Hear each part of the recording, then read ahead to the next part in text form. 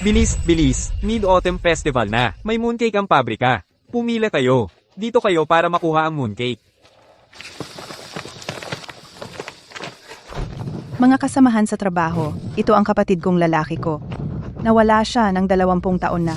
Kung sino man sa inyo ang makakapagbigay ng clue, malaking pasasalamat ang aking ibibigay. Nakita mo ba ang kapatid ko? Nakita mo ba?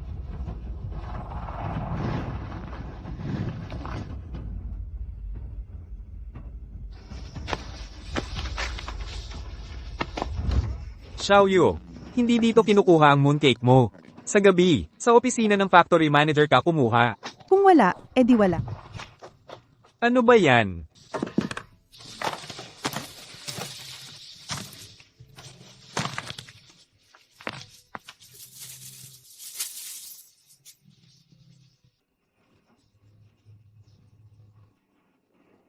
Malapit na naman ang Mid-Autumn Festival.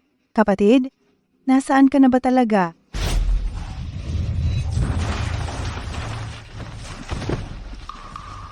Kaninong anak to? May nakakaalam ba? Dalhin sa ospital. Kapatid, nasan ka na?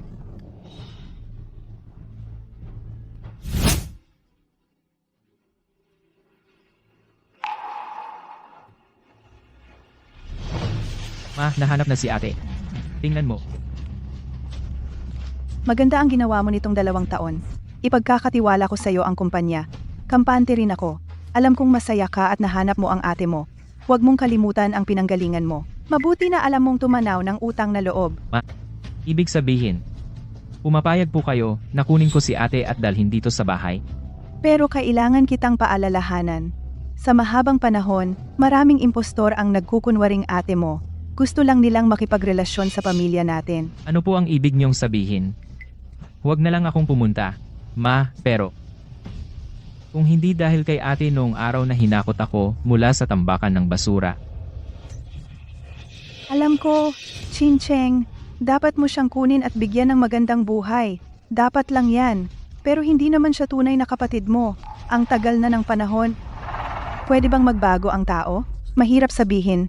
Sa pagpunta mo ngayon, mas mabuting manatiling low-key muna.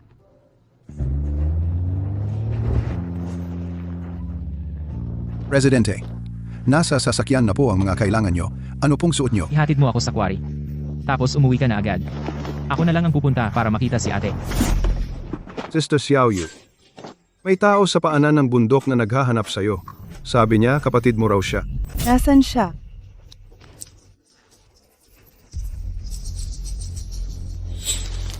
Bigay mo dito. Ngayon, masasabi mo na kung nasaan ang kapatid ko? Doon. Tingnan mo, sabi ko nga, pag walang pera, hanapin si Ate Xiaoyu. Sabihin mo lang nawawala kapatid niya, magbibigay yan ng pera. Ikaw talaga. Ang dami mong kalokohan. Ha? Ang ibig kong sabihin, ang tanga talaga nitong si Shen Xiaoyu. Ilang beses na natin siyang niloko dito sa pabrika. Palaging nadadali.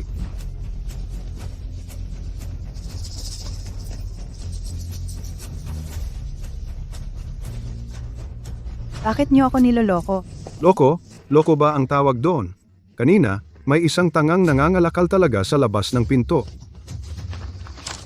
Hoy, pagkatapos mong pagbintangan kami, gugustuhin mo lang na tapos na? Naibigay ko na ang pera sa inyo. Ano pa ang gusto ninyo? Walang pera? Eh di yung katawan mo na lang. Subukan niyo akong galawin. Aray, barubal ka! Barubal! Umalis na tayo.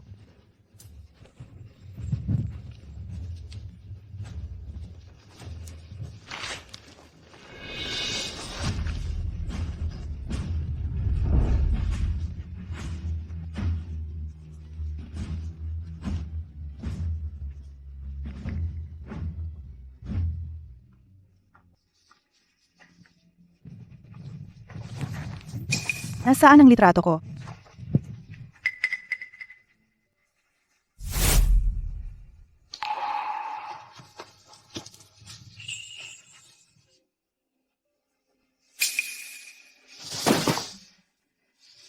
Ate.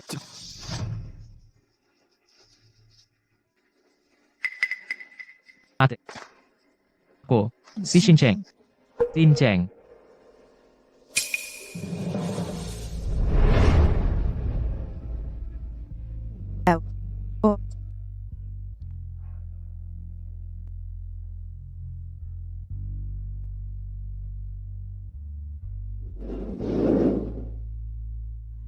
Ikaw? Si Xingcheng? Ikaw nga talaga? Ako nga. 20 taon kitang hinanap, Nay. Saan ka napunta? Ate. Ako rin, 20 taon kitang hinanap. Ang hirap-hirap kitang hanapin. Ako ang nawalan sa'yo. Pasensya na, kapatid. Pasensya na.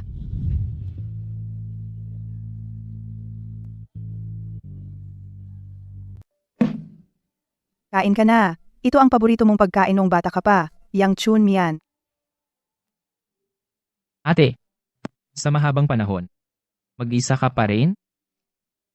Sanay na akong mag-isa. Saka, sa kondisyon ko ngayon, sino ang magkakagusto sa akin? Naalala ko noong bata ka pa, ganito lang kataas mo noon. Tingnan mo ngayon, halos isang ulo ka ng mas matangkad kaysa sa akin.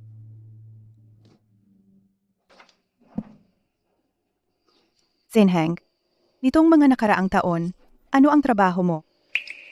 Baka totoo nga ang sinabi ni Mama. Sinusubukan akong pag-usisa ng ate, wala naman. Nag-iikot-ikot lang ako, para kumita ng kaunting pera. Siguro nitong mga nakaraang taon, mahirap din ang buhay ni Xincheng. Kain ka muna, lalabas muna ako. Agad-agad na lumabas ang ate nang makita ako. Baka naabala ko siya, kaya ayaw niya sa akin. Nars, type A ang dugo ko. Gusto kong mag-donate ng dugo. Sa kondisyon mo, hanggang 200cc lang. Si.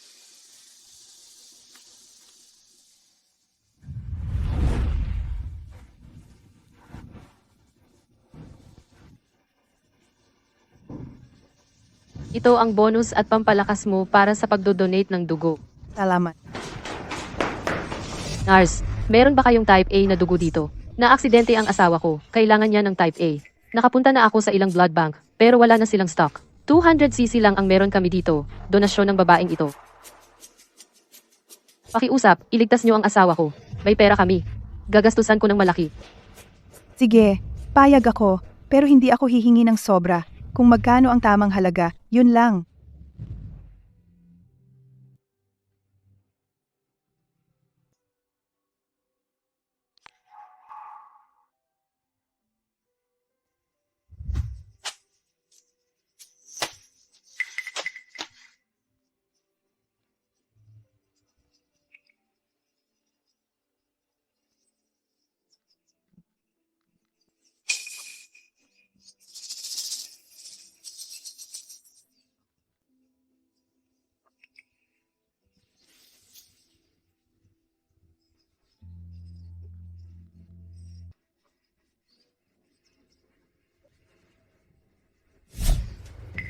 Xincheng, ayusin mo ang gamit mo. Sumama ka sa akin. Ate, saan tayo pupunta?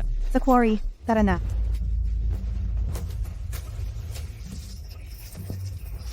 Anong ginagawa mo diyan? Bilis, umalis na tayo. Ate, tulungan na lang kita. Huwag na, ate. Kahit wala akong malaking kakayahan, basta't may makakain ako, hindi kita pababayaan. Hanggat may makakain ako, hindi kita pababayaan, ate. Anong inaantay mo? Sumunod ka na. Opo. Nakahanap ako ng trabaho para sa'yo. Pag nakita mo ang supervisor mamaya, umuoo ka lang. Huwag kang masyadong magsalita. Supervisor Liu. Ito yung sinasabi ko sa'yo, kapatid ko, mula sa probinsya. Xiao Yu. Ang quarry na ito, hindi basta-basta makakapasok ang kahit sino. Siyempre. Alam ko naman ang mga patakaran. 3. Oo. Paano kung 2? Ayon sa patakaran, para sa pabrika. Ang isa pa ay para sa inyo, para sa inyong kalusugan. Mabuti naman kung alam mo ang patakaran.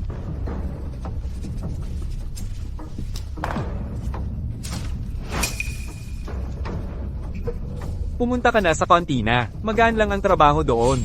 At busog ka pa. Ikaw, may ate kang talagang nagmamahal sa'yo. Anong inaantay mo? Magpasalamat ka agad sa supervisor. Kuya, pwede na ba kaming magtrabaho ng walang medical exam? Ang bilis naman ng pasok sa trabaho. Paano kung may mangyaring problema? Anong sinasabi mo? Dito, ako ang masusunod. Gusto mo pa bang magtrabaho?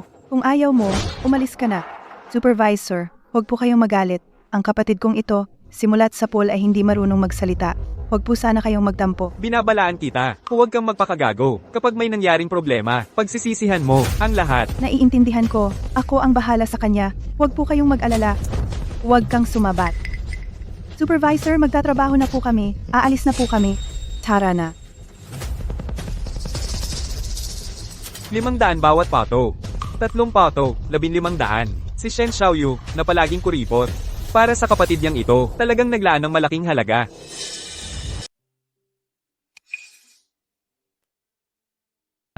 Perang iyan galing sa pagbenta ng dugo mo, tama ba? Alam mo na, wala akong malaking kakayahan ate. Kailangan kong hanapan ka ng mas magandang trabaho. Tara, sumama ka sa trabaho. Chen Xincheng, hindi ka talaga tao.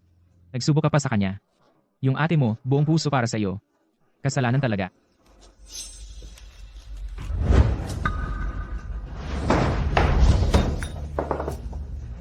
Anong ginagawa mo? Ikaw. Anong ibig sabihin mo? Nagtataka pa ako kanina. Bakit hindi kailangan ng health certificate para makapagtrabaho? May mga ganitong paraan pala dito. Xincheng, anong ginagawa mo? Sumama ka sa trabaho. Shen Xiaoyu, yung kapatid mo, sinasadya bang gumawa ng gulo? Ayaw magtrabaho? Umalis ka na agad. Hindi. Supervisor, huwag kang magalit. Sige. Ang aming templo ay maliit. Hindi kayang tustusan ng dakilang Diyos. Humanap ka ng mas mataas na posisyon. Ako, Liu Dai, hindi ko na maglilingkod. Pati itong Doc, dalhin mo rin ito pabalik. Wala akong karapatang tanggapin ito. Sa mas maliit na pagsasalita, Ito ay pagkain, pagkuha, pagblock, paghingi. Sa mas malaking pagsasalita, ito ay hindi alam ng mga leader ninyo ang ganitong gawain, tama ba? Xincheng, tayo ay mga manggagawa lang. Hindi na tayo makakapangasiwa ng higit pa. Sumama ka sa trabaho. At kung hahayaan natin ito ngayon, lahat ba ay sisira sa mga alituntunin, sisira sa mga patakaran? Bakit ka ba napakatigas anak? Alam mo ba, sa ating pabrika, tanging, ang posisyon sa cafeteria ang pinakamadali. Maraming tao ang nagmamasid sa trabahong ito. Si Supervisor Liu ay nagbigay sa iyo ng posisyon. Iyon ay dahil sa kabaitan niya. Mag-apologize ka agad sa kanya. Supervisor Liu, ang kapatid ko ay bata pa, hindi pa maunawaan. Ako ang humihingi ng paumanhin para sa kanya. Sorry, huwag mong isipin ang kasalanan ng maliliit. Huwag mo siyang pansinin. anong ginagawa mo? Maraming tao sa labas ang nakatingin. Ang langit ay nasa ibabaw, hindi ko ginalaw ang basket mo. Baka may nawala. Ang kapatid mo ay sinira ang lugar ko. Hindi. Ang basket ng gulay ay hindi mahalaga. Ito ay konting pagpapahalaga lang. Sinabi ko na dalhin mo ang mga bagay mo at umalis. Bingi ka ba? Maagang umaga, hindi nagtatrabaho. Anong ginagawa ninyo sa pag-ikot doon? Manager, anong ginagawa ninyo rito? Halika, maupo po kayo. Mga trabahador ba ang may kasalanan? Nakagulo ba sila sa tulog ninyo? Kumusta ang araw ninyo? Mabuti naman po. Pero, Sabihin mo na, ang bagal-bagal mo. Baka sipain kita. Magandang araw po, manager. Dumating po kasi ang kapatid kong lalaki. Sa pagkakataon, may bakante sa kantina ng pabrika. Tama po ba? Pwede po bang subukan niyang magtrabaho roon? Ito pong itik, kaninang umaga lang nahuli. Matandang itik na, 2 taon na. Napakamasustansya po nito. Xiaoyu, natagpuan mo na pala ang kapatid mo. Yes po. Kaninang umaga ko lang po siya natagpuan. Wala pong mapagkakakitaan sa amin sa probinsya. Kaya sumunod na lang po siya sa akin. Dai, ano po ang gusto ninyong ipagawa, manager? ilang beses na ba kitang sinabihan? Si Xiaoyu, dapat alagaan ng mabuti. Ang kapatid ni Xiaoyu ay kapatid ko na rin. Bakit mo pinaalis? Hindi po, kasalanan po ng kapatid ko. Bata pa kasi, at di pa marunong. Huwag po ninyong sisihin si Supervisor Liu. Isang manager. Hindi lang hindi pinigilan ang ganitong ugali, sinadya pang hinayaan. Ano ba ang tingin mo sa quarry na ito? Ang tapang mo, ha? Manager po, bata pa po kasi ang kapatid ko at di pa marunong. Huwag po kayong magalit. Xiaoyu, paano ako magagalit sa'yo? Tingnan mo, pinagpawisan ka sa pag-aalala. Bitawan mo ang ate ko. Gago. Umalis ka dyan. Sige. Nagpapakabayani ka, ha? Alam mo, dito, ako ang hari. Ang sinasabi ko, batas na yan. Tara, halika kayong lahat, magmaitang tayo.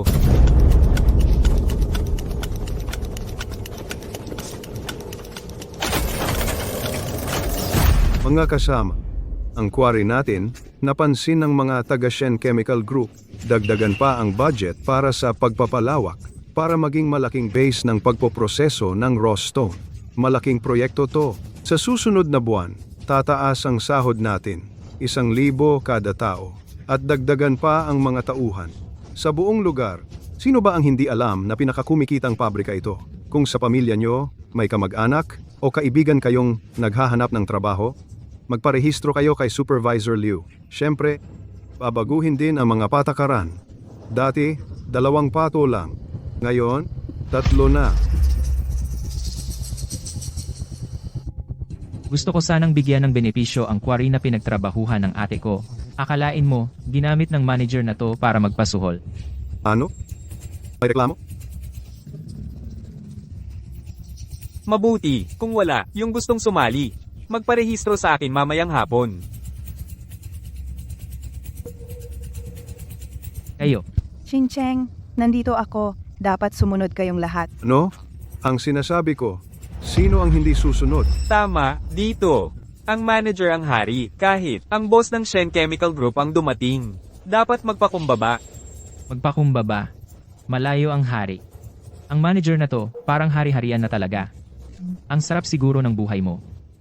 Xiao Yu, alam mo naman ang nararamdaman ko para sa'yo. Ngayon, sa harap ng maraming tao, diretsahan na ako. Kung sasama ka sa akin, ang kapatid mong lalaki ay magiging bayaw ko na. Sa base ng pagpoproseso ng raw stone, gawin ko siyang office manager. Ano sa tingin mo? Ano sa tingin mo? Sen Sinseng, kung hindi lang dahil sa kapatid mong babae, matagal na kitang pinalayas dyan. Mag-ingat ka sa pagsasalita sa akin. Manager, bata pa ang kapatid ko, hindi pa alam ang mga patakaran. Huwag po kayong magalit. Ang patakaran na magbigay ng regalo para makapasok sa pabrika. Ikaw ang gumawa niyan. Manager, supervisor, hindi pa nakakapasok sa pabrika ang kapatid ko, kaya hindi alam ang mga patakaran. Huwag ninyong isipin ng masama. Hindi ba't may 1 taon akong sweldo na hindi pa nababayaran? Kunin ninyo sa aking sweldo ang ilang pating pangpato. Ituring ninyo itong regalo ko sa inyo. Mas may alam talaga, ang nakatatanda. Xiao Yu, alam mong hindi pera ang gusto ko. Kung sasama ka sa akin, hindi lang 1 taong sweldo, pera ko. Pera mo na rin yan. Anong sinabi mo? 1 taon nang hindi sinasahod. Chin-cheng, tumahimik ka. May masama, may nasugatan.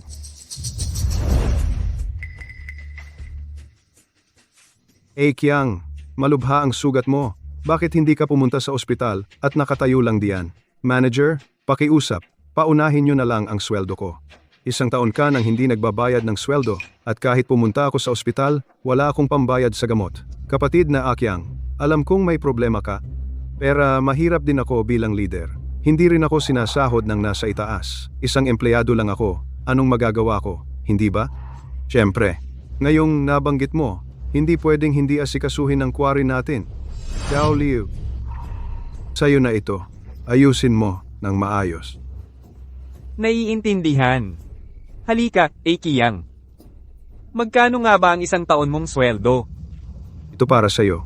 800. 800 lang ang 1 taon kong sweldo. Supervisor, manager, talagang malaking utang na loob ko sa inyo. Malaking kabutihan ninyo sa akin. Walang anuman. Huwag kang makialam.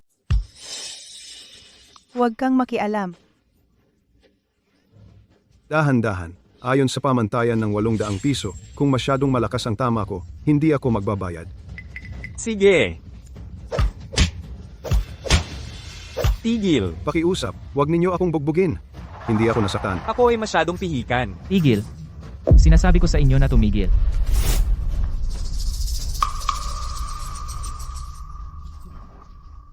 Hindi ba maganda ang pakiramdam pagkatapos magpahinga ng butot laman?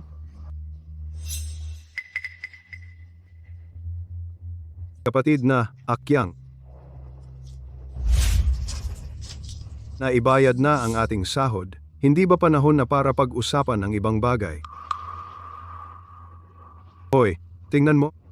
Ang kumpanyang ito ay hindi nagbabayad sa akin, kaya ganito na lang ang paraan ko para makatulong sa iyo. Tama ba? Siyempre, maraming tao ang hindi pumasok ngayong umaga dahil sa iyo.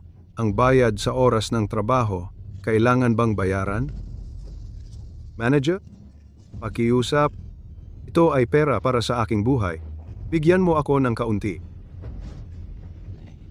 Manager, manager, manager. Wang Tiezu, anong kalokohan ang sinasabi mo? Ang Shen Chemical Group, isang malaking kumpanya, paano maaaring hindi magbayad ng sahod ng mga empleyado? Alam ko na, ang suot mo ay magagandang brand, alin sa mga ito ang hindi mamahaling brand, at sinasabi mo na hindi ka kumuha ng sahod ng mga empleyado. Ching-cheng, sumama ka sa akin pauwi. Liu Dai, bakit kita pinapakain? Maghiwa-hiwalay na kayo. Bumalik na sa inyong mga gawain. Halika, umuwi na. Hahanap ako ng bagong trabaho para sa iyo. Nandito pa si ate, huwag kang padalos-dalos, hintayin natin si Secretary Lee bago sila kausapin. Nagkagulo ka at gusto mo pang umalis? Ano pa ang gusto ninyong gawin? Ano? Siyempre para malaman mo kung sino ang masusunod dito. Suntukin ninyo siya. Ching-cheng. Ching-cheng. Batang walang hiya. Tingnan natin kung matigas ang iyong bibig o ang aking kamao.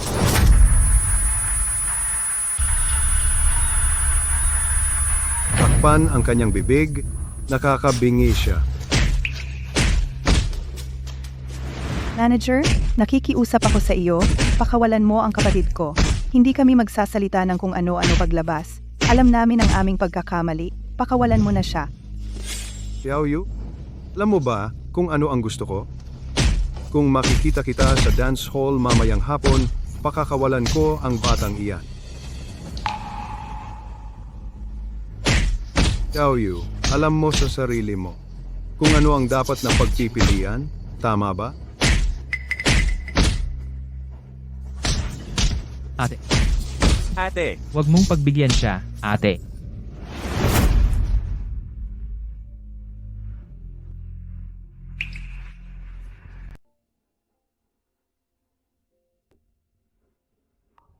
Suntukin mo siya. Ching-cheng. Ching-cheng. Ching-cheng. ipaparamdam ko sa'yo.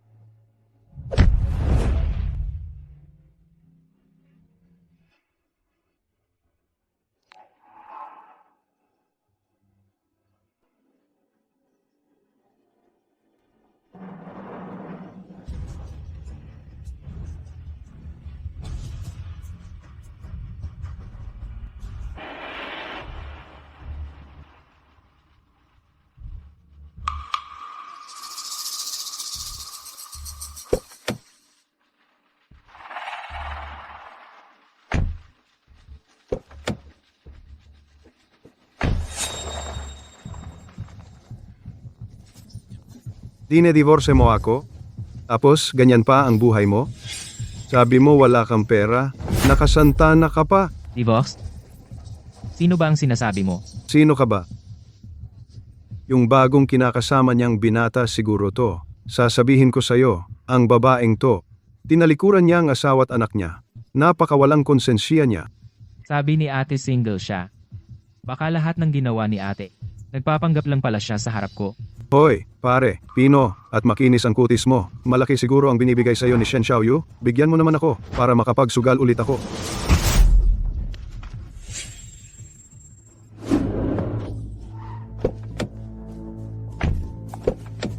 Baba ka na. Naghihintay sa itaas ang plant manager. Pasok ka na. Ikaw na lang ang hinihintay. Mukhang nagbago na talaga si ate. Manager, narito na po ako. Pasensya na po, sobrang init talaga ng ulo ng kapatid ko ngayon. Huwag po kayong magalit sa amin. Bigyan niyo po kami ng pagkakataon. Patawarin niyo na po kaming magkapatid. Xiaoyu, nakasuot ka na ng damit pang kasal. Gusto mo lang talagang magpakasal sa akin at magkaroon ng gabi ng kasal, di ba? Naiintindihan kita.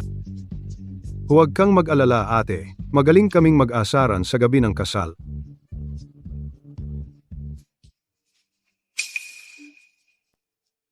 Hoy, Liu. Sunduin mo ako sa lungsod. Dalhin mo ang perang pangpasasalamat. Ihahanda pa ba natin ang kwarto ni ate? Huwag muna. Akala ko talaga, si Shen Xiaoyu na yan na palaging suplado, gagawin ang lahat para sa kanyang kapatid. Manager, painumin mo siya. Pagkatapos nating matikman, magkakasiyahan din tayong magkapatid. Ngayong hawak natin ang kapatid niyang mahina, tingnan natin kung paano siya magiging matapang sa hinaharap.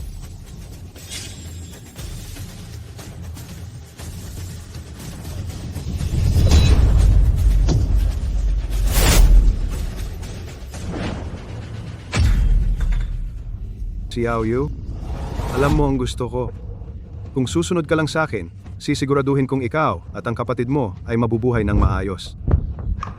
Manager. Amin pong kasalanan aming magkapatid ngayon. Humihingi ako ng paumanhin. Ayaw mong uminom ng kusa, kaya pipilitin ka. Pipilitin kang uminom, Shen Xiaoyu. Ang paghingi mo ng tawad ay parang kulang sa sinseridad. Ilisan mo. Inumin mo ito, tapos na ang usapan. Ano, ayos ba?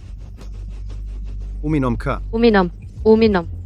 Tama na yan, lumabas ka.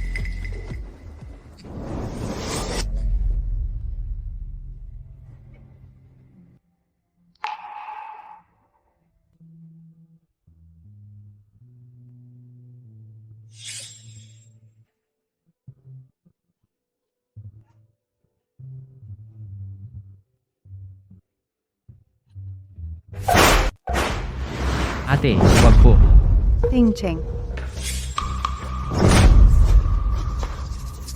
Ting Cheng. Ikaw na naman ang nakakasira.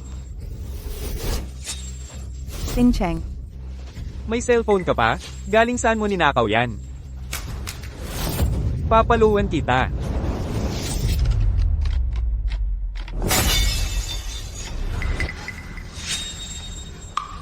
Ate,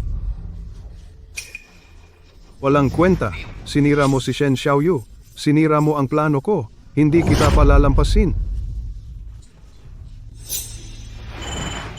Sagutin mo ang tawag. Hello? Sino to? Si. Anong nangyari? Galing sa headquarters ng Shen Chemical Group. Tawag mula doon. Sabi nila, magpapadala sila ng tao para mag-surprise inspection. Ang headquarters ng Shen Chemical Group. Kakapondo lang sa atin. Gusto lang sigurong mag-inspeksyon. Formalidad lang yan. Formalidad lang.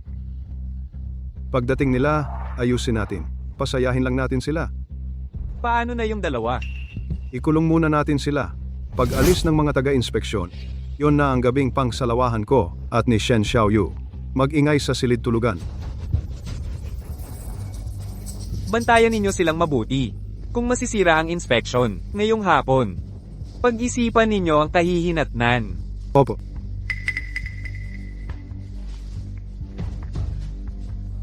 mga kuya. Ako ang chairman ng Shen Chemical Group. Ako si Shen Xincheng. Ako si Shen Xincheng. O, yung tumawag sa inyo kanina. Sekretary ko yon. Hanapin ninyo ang cellphone ko na nawala, nasugatan ate ko. Kailangan ko siyang dalhin sa ospital. Anong sinasabi mo? Ikaw ang chairman ng Shen Chemical Group? Anong akala mo, tanga ako? Kung presidente ka ng Shen Group, ako naman ang lolo mo, binabalaan kita. Manahimik ka diyan. Kung umingay ka pa, sasapinan ko ng medyas ang bunganga mo. Huwag kang maingay, natutulog ako. Alis.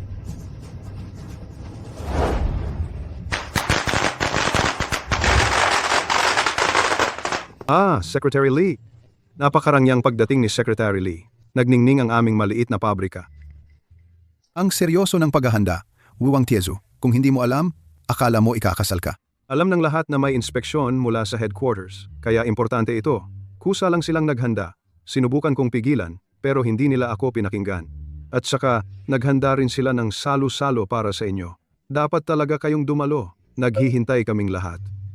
Narito ako para mag-inspeksyon, hindi para magbakasyon. Kainin ko na lang ang pagkain ng mga empleyado. Naiintindihan ko, naiintindihan. Maraming nakatingin, naiintindihan namin. Supervisor Liu, maghanda ka agad ang kusina. Sige. Dapat masarap. Masarap, ha? Naiintindihan ko. Masarap, siguradong masarap. Tara, tingnan natin ang quarry. Tungkol sa kalagayan ng quarry, medyo naiintindihan ko na. O nga pala, sa loob ng quarry, may bagong empleyado ba kamakailan? Bagong empleyado? Wala naman. Hindi. Nag-invest ang Shen Chemical Group para palakihin ninyo ito. Hindi ba kayo nag-hire ng bagong tauhan?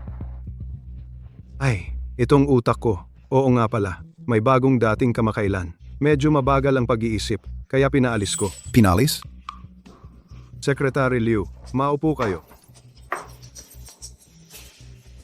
Manager, hindi mura ang mga pagkaing ito, di ba? Naiintindihan ko. Kanina, maraming tao. Di magandang magpa-espesyal. Sa totoo lang, hindi naman ito mahal. Ganito lang ang halaga. 500? Paano mabibili ang mga masasarap na to sa 500? 5,000. Ito ay espesyal na inihanda ng aming manager para sa inyo. 5,000.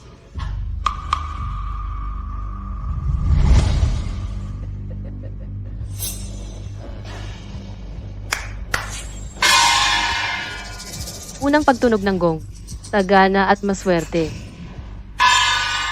Ikalawang pagtunog ng gong, dumadaloy ang ginto. Ikatlong pagtunog ng gong, puno ng biyaya at kasaganaan. Espesyalidad ito ng kainan ng aming pabrika, ang pato ng kayamanan at yaman. Kumain ng marami ng pato ng yaman, yayaman at giginhawa ka.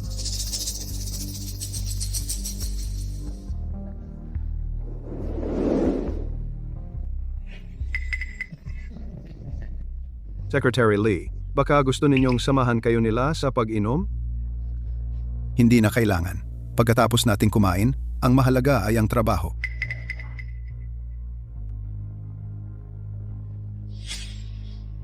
Secretary, Tara, kumain na tayo. Kumuha na ng kutsara.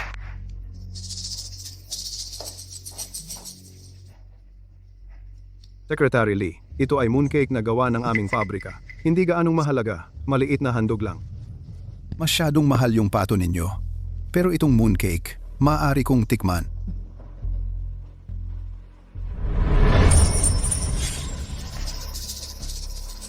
Isang maliit na handog. Sana sa mga susunod na proyekto, bigyan kami ng paalala ni Secretary Lee. Manager, ang laki talaga ng ginastos ninyo. Hehe, 5,000 ang hapag na ito. At bawat pato, may 500 sa bibig. Itong maliit na butil ng ginto. Malaki rin ang halaga, di ba? Ang kabuuang sweldo ko sa isang taon ay hindi aabot sa isang pirasong mooncake na ibinigay mo sa akin. Kanina ko pa nakikita sa labas, sa pisara ng pagkain, nakasulat, sabaw ng gulay, 2 sentimos pa ang isang kutsara. hindi ba't may mga manggagawa na para makatipid, kanin at tinapay lang ang kinakain? Ito rin naman ay paraan para makakain sila ng asin. Tama na. Oo nga pala, tatanungin ulit kita, yung baguhan noon. Ano ang kinain niya kahapon? Kinain niya lang yung natirang pagkain kahapon. Baguhan pa lang siya, kakakarating lang, wala pang pambayad sa pagkain. Nakakain pa siya ng tira-tira, mabuti na yun. Anong sinabi mo? Binigyan mo ng kanin kahapon ang baguhan? Secretary Lee. Baguhan pa lang, wala silang pera para sa pagkain. Normal lang naman ang kumain ng tira, di ba? Pondo sa pagkain? Ang Shenxi Chemical Group. Taon-taon, malaking halaga ang inilalaan para sa food allowance ninyo. Ngayon, pati sabaw singilan pa ang mga empleyado? Tapos, binigyan pa ng tira ang baguhan? Ay nako, nakalimutan ko yung food allowance. Sinong nag-utos sa'yo niyan? Oo, tama. Ilang beses na ba kitang sinabihan? Ang food allowance mula sa kumpanya, para yan sa karne at dagdag ulam ng lahat. Dito sa quarry natin, mabibigat ang trabaho. Paano tayo kung walang karne? Oo, tama. Espesyal na inutos ni Boss Wang. Marami lang talagang gawain sa quarry, kaya nakalimutan ko. Ngayon, dahil kay Secretary Lee, pinalagpas na kita. Bilisan mo, bumili ka ng karne para sa lahat. Kapag nakalimutan mo ulit, hindi kita palalampasin. Oo, gagawin ko na. Hoy, kung hindi mo to magawa ng maayos, huwag ka nang mag-supervisor. Opo. Secretary Lee, huwag kang magalit. Kamakailan may piyesta, kaya maraming nangyayari. Sa susunod, mag-iingat ako. Mag-iingat talaga ako. Upuan mo? Upuan mo. Anong ginagawa ninyo sa pinto? Pasok kayo.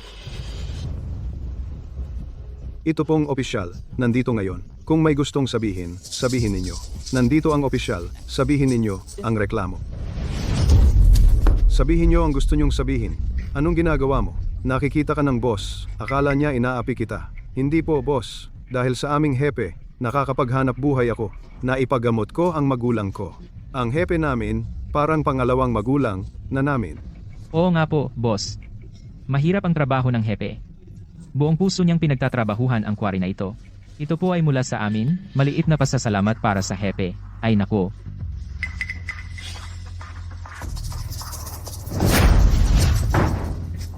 Nahiya pa ako sa harap ng boss. Suntukin nyo, walang tigil. Mali ako. Sa aming baryo, kung wala ang pabrikang ito, habang buhay kaming magtatanim sa ilang ektaryang lupa. Hindi rin makakapag-aral ang mga bata. Salamat sa hepe. Salamat po, boss. Sasampalin kita. Sinisira mo ang plano ko. Ang yabang mo. Ikaw naman, magsalita ka. Sabihin mo ang totoo. Boss, ang baryo namin ay umaasa sa pabrikang ito para kumita. Nalulutas nito ang kalahati ng problema sa pagkain ng mga tao. Salamat po, boss. Halika, tumayo ka. Salamat po, boss. Halika, halika, buhatin nyo siya. Liu Dai. Tapos ka na. Ha ha ha, tapos na ako. Hanggang ngayon, matigas pa rin ang mukha mo? Huwag mong isipin na hindi ako magagawa, papatayin talaga kita.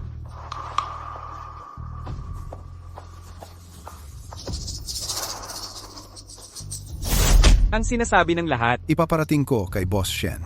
dahil sa baguhan mong ito, nasayang lang ang 10,000 piso ko. Halika, huwag kayong tumigil. Bubuhin nyo siya. Tingnan natin kung gaano kitigas. Kung ganito kayo katagahil sa presidente, may isang bagay na hindi ko na itatago sa inyo. Ang totoo, ang presidente ay, actually the president is.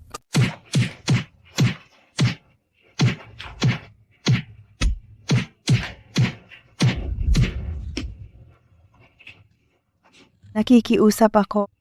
Palayain mo ang kapatid ko. Baby, bitawan mo yan.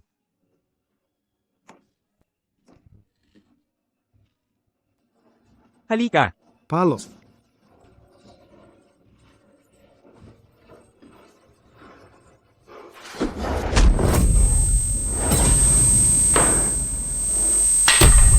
Ate. Ano yung ingay? Oy, Sek, Li. Nagkatay ng baboy doon. Saan ka pupunta? Nagkatay ng baboy? Hindi ba Mid-Autumn Festival ngayon? Nagkatay kami ng baboy para magpakasaya tayong lahat. Sek, Li, huwag ka nang sumama. Baka ka pa masaktan. Halika. Mali. Parang hindi naman kataya ng baboy yung nasa loob. Wala talagang tao doon. Hoy, wala talagang tao. Sek, Li, dahan-dahan ka. Ay, wala talagang tao.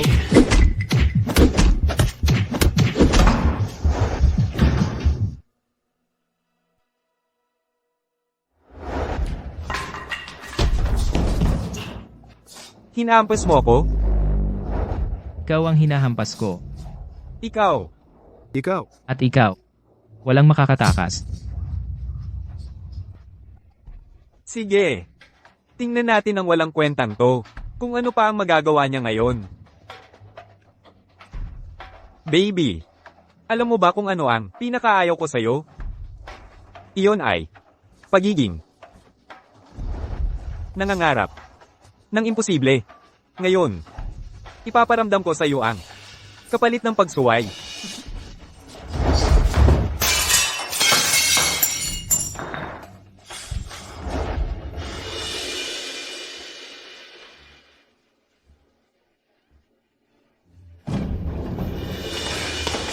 Tingnan mo, ito, may isa na namang nakagat. Nababaliw na yung mga nasa loob. Hindi na namin mapipigilan. Yung mga nasa loob? Akala ko ba nagkakatay ng baboy? Hoy, Sek, Li. Pakinig ka muna sa akin. Dahil itong dalawang to, ayaw sumunod. Kaya, Kaya ikinulong mo sila at pinagbuhatan ng kamay? Wang Tiju. Ang lakas ng loob mo. Hoy, Sek, Li. Magiging totoo na ako sa'yo. Dahil itong baguhan ngayon, hindi pa nagsisimulang magtrabaho, sinuway na ang mga patakaran. Kung ganito ang mangyayari, Paano ko pamumunuan ang mga trabahador? Para lang naman ito sa ikabubuti ng ating quarry, di ba? Hindi pa nagsisimula? Baguhan? Hoy, sek, li.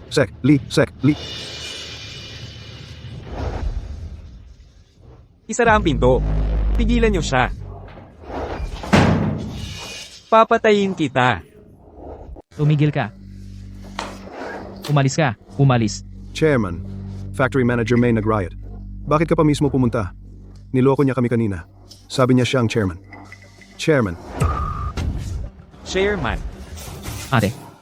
Tumawag sa medical team. Bilisan mo. Siya ang chairman ng Shen Chemical Group. Pag-aaksyonan ko kayo mamaya. Chairman. wala na. Wala na.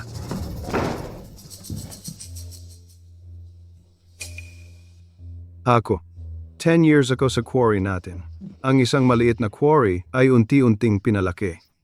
Sa loob ng 10 taon, kahit walang malaking ambag, may pagsisikap. Patawarin mo ako sa pagkakataong ito. Chairman. Nagkamali ako. Patawarin mo ako. Hindi na ako gagawa ulit. Hindi na ulit. Secretary Lee, magandang salita ka para sa akin kasi binigay ko rin sa iyo ang red envelope. Wang Tizu. President Shen, Ito ang 10 taon ng pagsisikap na sinasabi mo?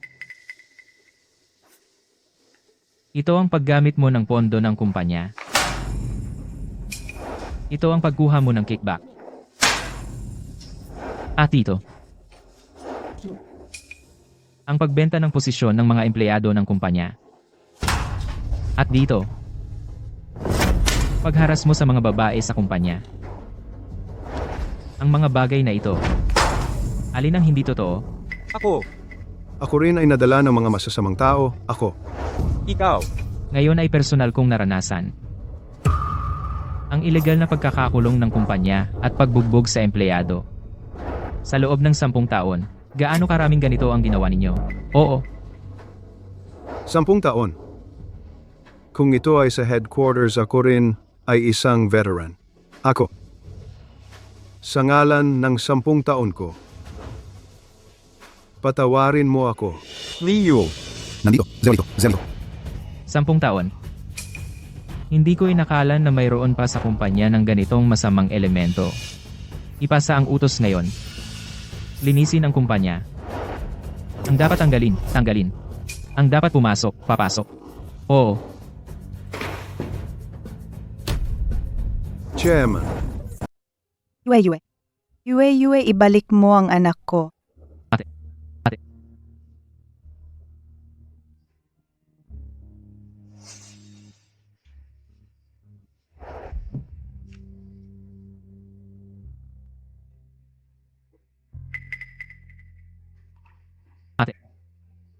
Ano ba talaga ang nangyari sa'yo?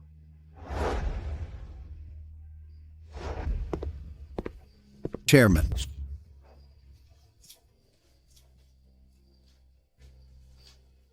Lumabas tayo para mag-usap.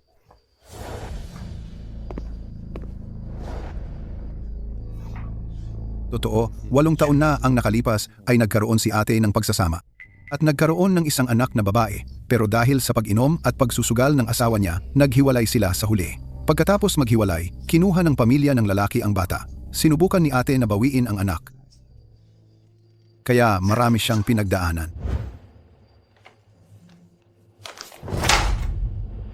Pauna ka na. Opo.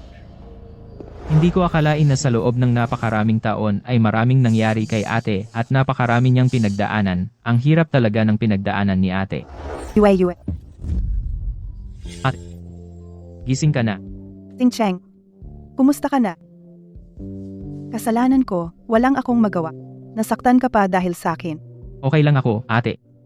Naayos na yung mga yon. Naayos na? Ay huwag ka nang mag-alala. Magpagaling ka lang ng maayos. Tingnan mo.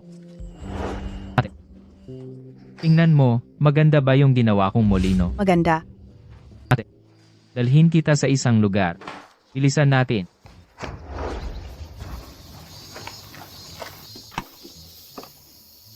Ate, sakay ka na.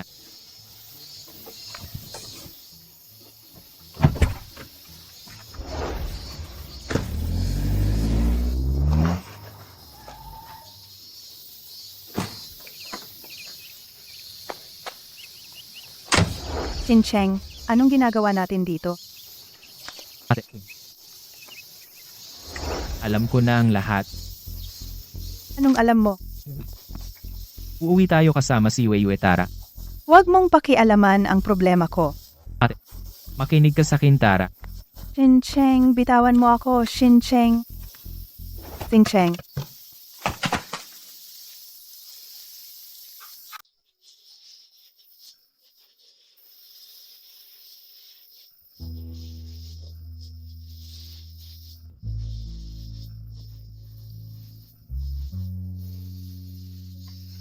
Dalawang araw ka lang hindi pinakain, nakikipag-agawan ka na sa manok.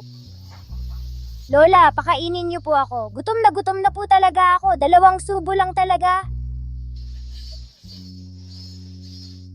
Ate, Xincheng. Ngayon pa, anong hinaharang mo sa akin? Natuto ka pang magsinungaling. Inubos mo na yung kalahating mangkok. Tapos nagrereklamo ka pa na gutom. Lola, hindi po ako nagsisinungaling. 2 subo lang talaga ang kinain ko. Kain ng kain, yan lang alam mo. Katulad ng nanay mong walang kwenta. Labhan mo na to agad.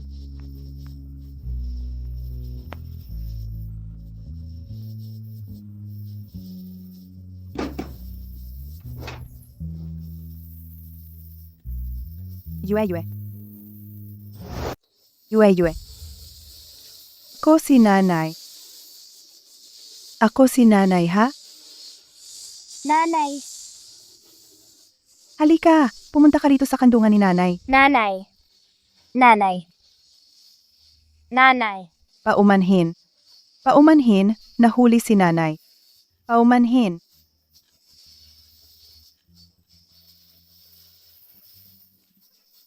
Jue.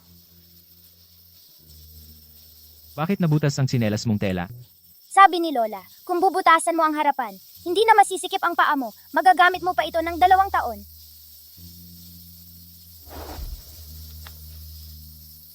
Halo? Dalhin mo agad ang mga tao sa Joja Village.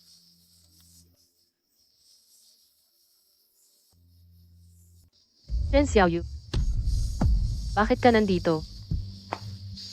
Hindi ako pupunta. Paano ko malalaman ang anak kong babae ay dito at nagdurusa ng hindi makatao? Pinangako mo sa akin, kapag binibigyan ko ng pang-araw-araw ang buwan-buwan, mag-aalaga ka ng maayos sa Yue. Pakakainin mo siya at bibihisan ng maayos, malaya at walang problema. Hindi ba siya buo? Putang ina mo, nakalimutan mo ba kung paano kami noon ay pinalayas ka? Naglakas loob ka pang bumalik. Kahit patayin mo ako ngayon, dadalhin ko pa rin ang Yue. Akala mo ba dahil may dala kang lalaki para umalalay sa iyo, matatakot ako sa iyo? Ngayon, gusto kong makita. Kung makakaya mo dalhin palabas ang batang babae. Para sa Yue. Hindi ako takot sa anuman. Tulong! May nananakit. May nagnanakaw ng bata. Tulong! Sinaktan niya ako. Nagnakaw pa siya ng bata. Tingnan ninyo ang katwiran. Sino ang nagnakaw ng bata? Sino ang nanakit sa matanda? Mga kababayan. Siya, nang ipanganak niya ang bata, walang ginawa, pumunta siya sa lungsod para magsaya. Ngayon, lumaki na ang bata at pwedeng magtrabaho. Bumalik siya para kunin ang bata. Hindi ba napakalupit mo? Yue, huwag kang matakot. Nandito ang mama. Ang mama ay hindi kailanman papayagan silang saktan ka. Xiaoyu, ang lahi nila yan, kaya dapat sa kanila manatili. Mali talaga ang ginagawa mong pagnanakaw sa bata. Si Yue, ang lahi nila yan? Pero si Yue, galing siya sa 9 na buwan kong pagbubuntis. Laman siya ng aking katawan. Anong mali kung isasauli ko ang sarili kong anak? Ay nako, ang hirap ng buhay ko. Tingnan mo ang babaeng ito, nagkaroon ng iba. Dinala pa niya ang kanyang kalaguyo para nakawin ang anak ko. Para apihin kaming mag-ina. Jo Kui Hua, huwag kang magmalaki dahil sa edad mo. Sabihin ko sa'yo, kahit sino ang humadlang ngayon, aalisin ko ang anak kong babae sa impyernong ito? Aray. Nagsisinungaling ka. Iniwan mo ang asawa at anak mo, at nag-aliw sa sarili sa labas, tapos ako pa ang may kasalanan. Sinasabi mong iniwan ko ang asawa at anak ko? Sugapas sa sugal si Zhou Yaoyang. Araw-araw, inom at laro lang ang alam. Kapag may problema, sa akin ibinubuntong ang galit. Noon pa man may babae na siya sa labas at pinilit akong makipaghiwalay habang buntis ako. At sinamantala ninyo na nasa ospital ako para agawin ang anak ko. Ginamit ninyo ang bata para ikulong ako sa loob ng 8 taon. 8 taong hindi ninyo pinayagang magkita kami ng anak ko. Mga kababayan, tingnan ninyo, ang maliit na batang ito, wala man lang isang buong damit sa katawan at nakikipag-agawan pa sa manok para sa pagkain. Kung nasa piling siya ng kanyang ina, hindi siya magugutom at malamig man lang. Zhang Dai, Liu Bo, Wang Shen, kayo pong lahat ay may mga anak. Tanungin ninyo ang inyong sarili. Ganito rin ba ang kalagayan ng inyong mga anak sa inyong tahanan? Tingnan ninyo ang batang ito, napakaliit pa. Wala siyang parte ng katawan na walang pasat sugat. Hoy, Shen Xiaoyu. Ano naman kung magtrabaho siya ng kaunti? Batang probinsya, sino ang hindi nagtatrabaho? Sabihin mo, kapag nagkamali, sino ang hindi napapalo? Lao Zu, kahapon nakita ko pa ang anak mong si Sinyo na may kasamang bata, namumutol ng damo para sa baboy, di ba? Tama. Tama yan. At saka, kung hindi ko siya ituturing na tunay na apo, kapag nagkamali siya, magagalit ba ako? Tama si Inang Zhou. Shen Xiaoyu, noong maliit pa ang bata, wala ka sa bahay. Ngayong lumaki na, dumating ka para kunin ang handa na. Anong pinagkaiba mo sa isang kidnapper? Ngayon, kung papayagan kita dito, ang mga bata sa baryo ng Zhou ay mapapalayas din kaya lahat. Ang mga bata sa baryo ng Zhou, walang sino mang makakakuha sa kanila. Sandali. Ang dokumentong ito ay opisyal na inilabas na patunay ng pagpapalaki kay Zhou Yueyue. Tingnan ninyong mabuti. Sige, basahin ninyo ng maigi. Malinaw na nakasulat dito na pagkatapos maghiwalay ni na Zhou Yaoyang at Shen Xiaoyu, ang karapatan sa pagpapalaki ng bata ay napunta sa ate ko. Ang ate ko, ngayong kukunin ang sarili niyang anak, ay ginagawa lang ang kanyang legal na karapatan. Wala kayong karapatan o kapangyarihan. Napigilan ng ate ko na kunin ang bata. Ang mga bagay-bagay ng pamilya Zhu, hindi dapat pinapakialaman ng isang taong iba. Ang apelyido ang magpapasya. Ang mga bagay ng pamilya Zhou. Hindi pa dapat magpasya ang isang taong hindi kapamilya. Yang, nakabalik ka na. Shen Xiaoyu, kinukuha niya ang bata. Sinabi rin niyang ako'y nagkasala. Shen Xiaoyu, naglakas loob ka pang pumunta. Sa tingin ko hindi pa sapat ang pagpapalo sa'yo. So Yang, ang karapatan sa pag-aalaga ng bata ay nasa akin. Tingnan ko kung sino ang maghaharang sa akin. Karapatan sa pag-aalaga.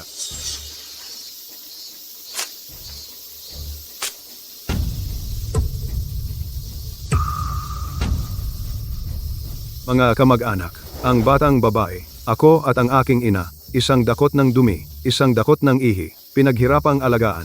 Gaano ang hirap na pinagdaanan namin. Sila ngayon dala ang walang kwentang papel, gustong kunin ang batang babae. Wala naman ganitong klaseng biyaya. Tama ba?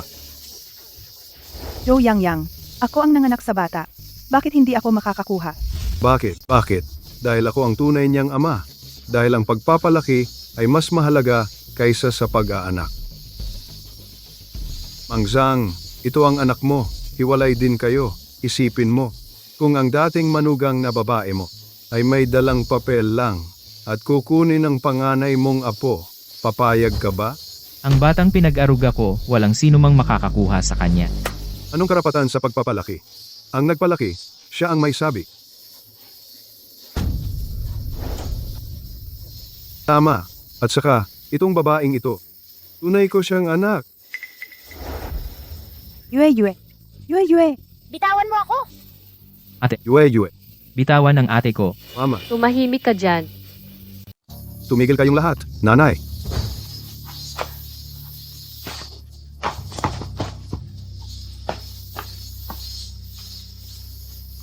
Ano ba ang pinagkakaguluhan ninyo rito? Tapos na ba ang trabaho ninyo sa bukid? Kapitan, sila po. Gusto nilang kunin ang anak ko. Shen Xiaoyu, ang usapin ng pamilya ninyo, sa ibang araw na lang natin pag-usapan. Huwag na kayong magkagulo rito. Oh, nga pala, Shen Xiaoyu, ang kalagayan ninyo, alam ko ang lahat ng detalye. Kung magpapatuloy kayo sa pag-aaway ng ganito, hindi rin yan magandang solusyon. Kung gusto ninyo, ako na ang magpapasya para sa inyo. Siya, ang pamilya namin, susunod sa kapitan. Shen Xiaoyu, tingnan mo ang anak mong babae. Lumaki na ng ganito. Si Zhou Yaoyang naman. Siya pa rin ang tunay niyang ama. Bagamat may obligasyon siyang magpalaki. Ngayon, kung kukunin mo ang bata, ang perang nagastos para sa kanya, dapat mong bayaran ang kalahati. Tama ba? Binibigyan ko sila bawat buwan ng 30 pisong panggastos. Ito ang mga resibo sa mga nakaraang taon. Ang perang ito, nagastos lahat para sa bata. Paano naman ang aming mga pinaghirapan at inalala? Sabihin mo, magkano?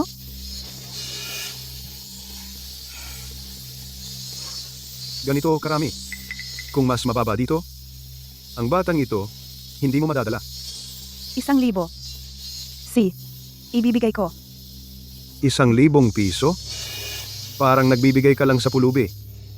10,000. Kung kulang ng kahit 1 sentimo. 10,000. Kahit piso, bawal kulang. 10,000? Ang laki naman. Ang lakas ng loob ng Zhou family na humingi nito.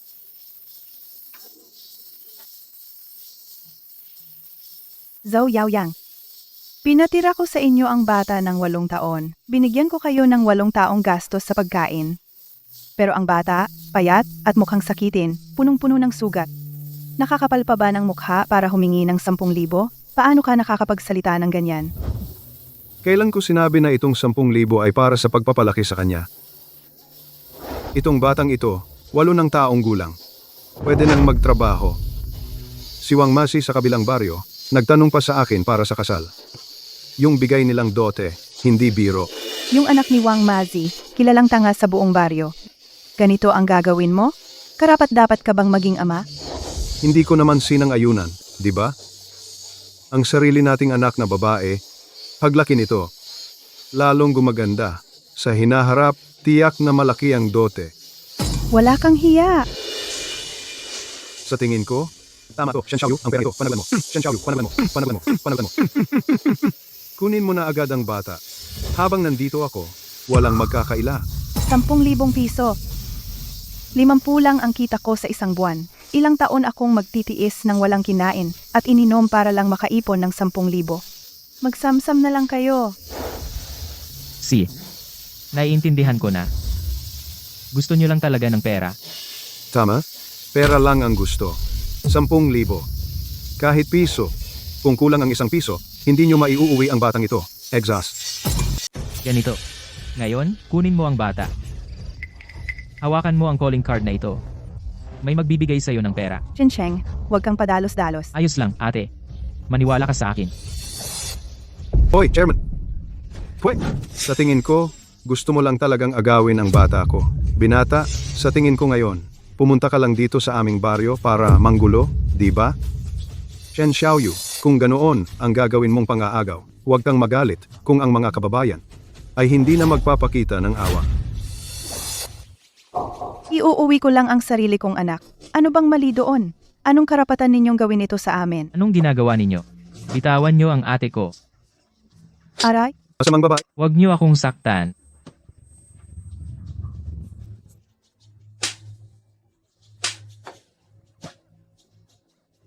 Huwag nyo akong saktan. Masamang babae. Tigilan nyo.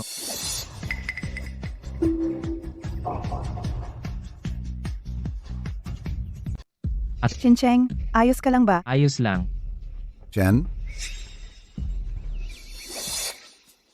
Ikaw, sino ka? Ikaw ba yung tinawag nilang tulong? Gusto mong magkagulo dito sa aming Zhou-Jiakun? Ako ang secretary ng chairman ng Shenxi Chemical Group. Secretary ng chairman, Li Yu. Ito ang aking sulat ng pagpapakilala. Matagal ko na kayong gustong makausap para bisitahin ang aming nayon. At sana'y mapansin ng inyong kumpanya na mag-invest dito sa amin. Kayo po, marami kayong ginagawa, kaya hindi kayo maabot. Ang pagbisita sa susunod na lang. Nandito ako ngayon sa inyong nayon para hanapin si Nging Shen at si Ji Shen. Hindi kaya ito siya, ang totoong chairman ng Shenxi? Kung siya nga ang chairman, si Sek. Li, nakangiti pa sa'yo? Si Ji Shen at Gi NG. Shen, ay may koneksyon sa aming chairman. May pinagsamahan sila. Nandito ako ngayon para kay GNG. Shen at G. Shen, magbigay ng bayad pinsala. Narito ako ngayon para kay Ate Shen at kay Ginoong Shen, maghahatid ng bayad pinsala. Magkano kaya ang laman ng kahon na yon? Kaya pala si Shen Xiaoyu ay may lakas ng loob na agawin ng bata. Ay, Sekretaryo Lee. Taga-siyudad ka, mas marami kang alam. Ano bang kapalaran ko? Ako ang nag-alaga ng anak nila halos 7-8 taon. Hanggang ngayon, wala man lang akong narinig na pasasalamat. Ha, Sekretaryo Lee, ano bang kapalaran ko?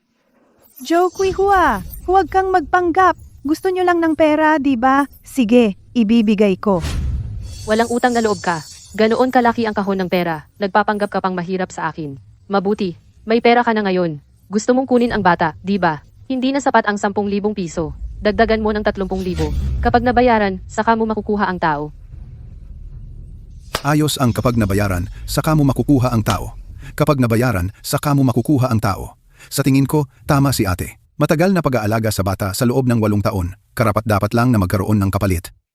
Sekretaryo Lee, nakakita ka na ng marami. Ang tama ng sinasabi mo. Ganito rin ang hatol ko kanina. Pero yung Shen Xiaoyu na yon, palaging nagpapanggap na mahirap, ayaw magbayad. Saan ka nakakita ng ganito? Makukuha mo ang bata ng walang bayad. Aling Joe, halata naman. Malalim ang pagmamahal mo sa bata. Ganito, kakausapin ko si Ate Shen. Huwag kang mag-alala, may dala rin akong mga abogado. Tayo ay paiiralin siyang isuko ang kanyang karapatan sa pagpapalaki. Dahil sa bandang huli, tunay na ama ng bata ang nasa panig natin. Ah, hindi na, hindi na. Pera na lang ang gusto ko. Ano ang gagawin ko sa isang batang hindi naman mapapalapit? Ano pa ang silbi ng isang taong walang utang na loob? Pag nag-asawa yan, hindi pa rin naman turing na kapamilya. Tama. Pera lang ang kailangan. Shen Xiaoyu, may pera ka na ngayon. Ang bata at ang pera, pumili ka. Gago ka. Ate Shen, ang Shen Chemical Group namin, pinahahalagahan ng husto ang paggalang sa magulang at pagmamahal sa pamilya.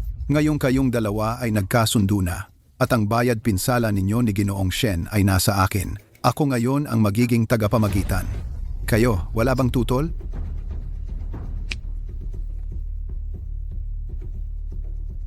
Wow. Ang daming pera.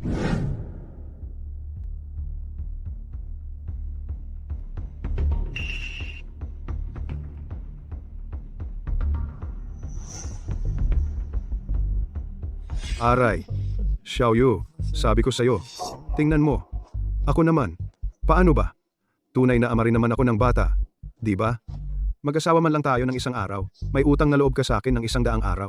Tingnan mo, ako na isang lalaki, ang nag-alaga sa batang to ng ilang taon, hindi rin naman madali. Kung gayon, itong tunay na amang ito, magkano pa ang gusto mo? Ama mo, gusto mo pa ng magkano? Haha, hindi naman ganoon karami, hindi ganoon karami. Tek, Lee, si Joe Yaoyang kasi. Haha, 10,000. 10,000 lang, sapat na.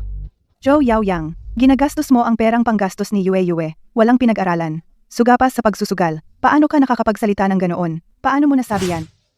Tingnan mo, ako, totoo at tunay, ako ang nag-alaga sa kanya ng 8 taon. Ang batang ito, kumpleto ang mga braso't binti. Ito ay pagmamahal at pag-aalaga ng isang ama. Walang katumbas na halaga yan. 10,000. Hahaha, aray. Hawakan mo ng maayos. Mas may isip pa ang tiyuhin niya. Hahaha. Xiaoyu, noon pa, kung marami kang anak, madali ko lang silang pinalaki. Doble agad ang pera. Ang perang ito. Hahaha. Ay, ang bunso ko. Peraan ng tatay mo. Gawin mong baon ito. Pambili ng candy. Nabigay na sa inyo ang pera. Napagkasunduan natin, kapalit ng pera, pakawalan ang tao. Mula ngayon, wala nang koneksyon ang ating dalawang pamilya. Lumayo kayo kay Yue. Sige. Pupunta na ako para ayusin at kunin ang mga gamit niya. Hindi na kailangan. Ang mga gamit ng pamilya Joe, hindi namin kailangan. Samantalahin natin ang init ng kamay. Sugal pa tayo ng 2 round. Ngayong araw, panalo tayo sigurado. Umalis na tayo. Hoy, Sek, Lee, yamang tapos na ang usapan. Sa barangay, nakahanda na ang handaan. Dumaan ka na rin para mag-inspeksyon, tapos magsalita ka ng mabuti sa chairman. Kakakuha ko lang ng balita. Sabi ng chairman, ang Barangay Joe ay tuluyan ng nawalan ng karapatan sa pamumuhunan ng Shen Chemical Group. Direkta mismo sa bibig ng chairman ng galing. Sek, Lee, Yung chairman hindi pa naman nakapunta sa barangay namin. Bakit biglang nawalan na ng karapatan? Sing, Sa tingin mo ba ang aming chairman ay sinasadya ang maliit na barangay Joe? hindi. Sek, Lee, hindi ko ibig sabihin iyon. Kung may pagkukulang ang aming barangay, basta sabihin mo lang, agad kaming magwawasto. Chairman, Hem, may itatanong sa iyo si Kapitan Joe. anong itatanong? Ikaw pala ang chairman? Ate, ipapaliwanag ko sa iyo sa susunod. Tara, uwi na tayo. Wala na. Nanay, pahiram naman ng pera. Pera. May pera ka naman, 10,000 piso, di ba? Di mo ba ako pahihingahin ng kahit sandali?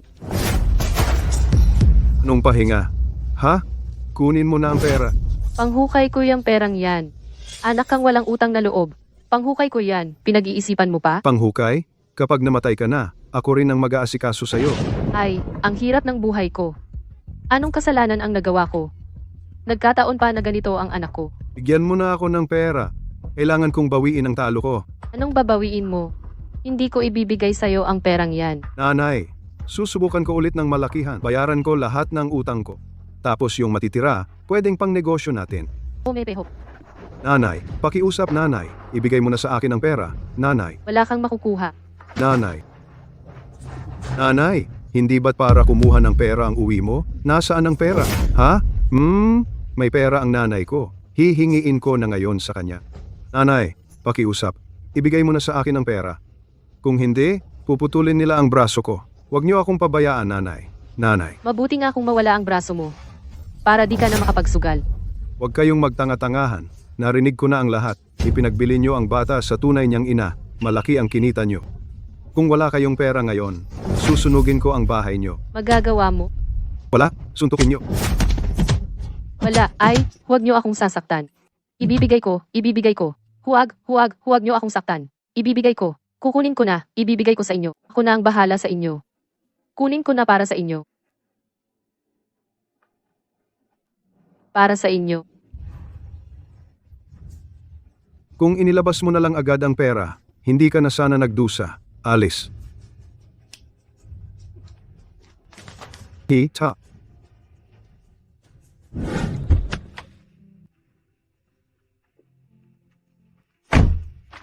Hoy, Xiao Yu. Ay, kuya, pakiusap.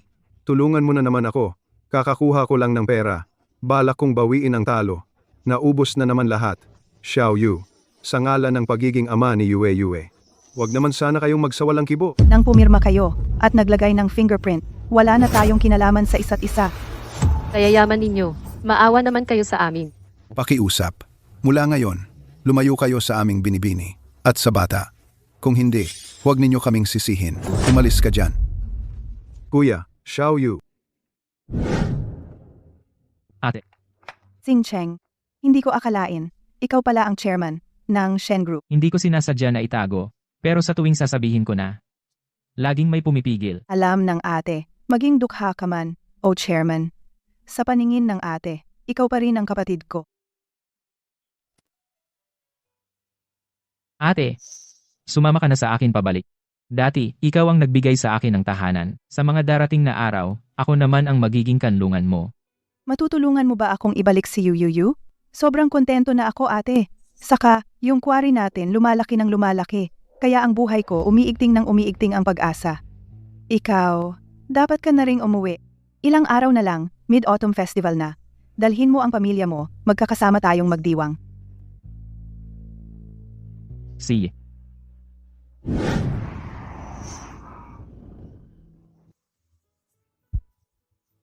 Sino to? Ang yabang ng dating. Siya yung bata na inampon ni Shen Xiaoyu noon. Sa wakas, si Shen Xiaoyu nakatikim na rin siya ng ginhawa. Tito?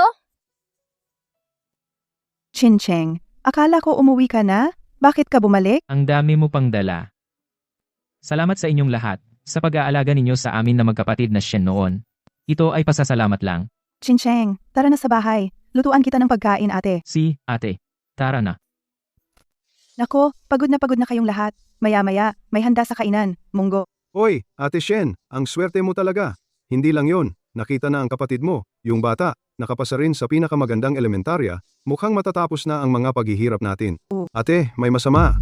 May nangyari sa anak mong babae sa eskwelahan. Ano? Huwag ka nang matulala diyan. Dali, pumunta ka na. Oo. Tawagan mo agad ang chairman. Bilis. Oo nga, tama. Tumawag ka na. Ano? May naninira sa ate ko. Bumalik tayo agad. Ikaw ang gumawa. Song Yabaw, mag-sorry ka agad kay Yuyu.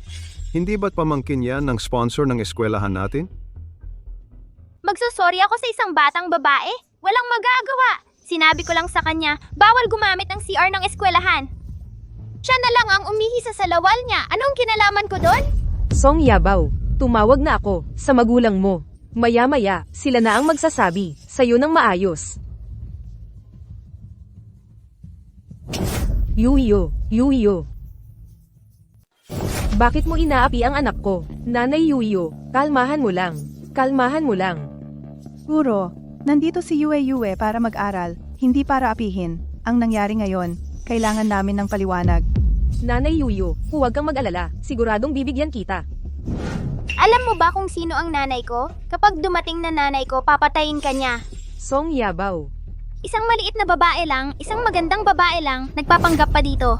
Anong sinasabi mo? Ulitin mo nga. Song Yabaw, sobra ka na. Sino ang nang-api sa anak ko?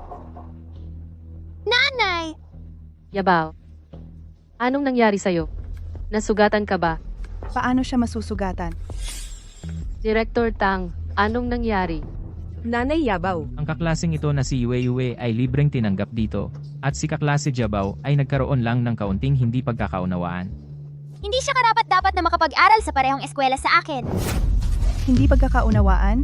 Sinadya ng anak niya na lokohin ang anak ko para umihi sa salawal. Hindi pagkakaunawaan ang tawag mo diyan? Ang anak ko ay medyo malikot lang. Biro lang ang sinabi. Siya mismo ang nagseryoso. Hindi ba pwedeng maghanap ng paraan ang tao? Wala siyang sariling utak. Hindi ba siya nagtanong sa ibang kaklase? Pakinggan mo ang sinasabi mo. Ito ba ang sinasabi ng tao? Ang anak ko ay unang araw sa paaralan? Ganito lang ang ginagawa ninyo sa kanya? Ngayon, ang anak mo ay dapat humingi ng tawad sa anak ko? Director Tang, ang pinakamahusay na elementarya sa bayan natin ngayon, ano na, kahit sino na lang ang anak ay pwedeng pumasok. Pasensya. Aagapan ko ito agad. Ano pang ginagawa ninyo, nakatayo? Hindi pa kayo nagmamadali para sa withdrawal? Direktor, ang estudyante Shen Yuyu ay nag-top sa unified exam at pumasok dito. Paano siya maaaring mag-withdraw? Director Tang, malinaw na sila ang may kasalanan. Sila ang nanloko. Bakit kami ang mag-withdraw? Bakit? Isang manggagawa lang. Sasabihin ko sa iyo. Ang kapatid ko ay malaking tao sa Shen Group. Siya at ang chairman ay magkasamang naghirap at naging magkapatid. Ang Shen Chemical Group Chairman. Na sinasabi mo ay Shen Chincheng? Tama. Isa kang hamak na manggagawa. Alam mo pa pala si Chairman Shen. Sa ilalim pala ng grupo sa quarry nagtatrabaho. Makinig ka sa akin. Ang manager ninyo ngayon sa planta, kuya ko ang nag-promote sa kanya. Gusto mo bang magkatrabaho? O gusto mong humingi ng tawad ang anak ko sa anak mo? Ang ibig mong sabihin, ang kuya mo sa Shen Group, pangalawa lang sa pinakamataas at pinakamakapangyarihan? Tama.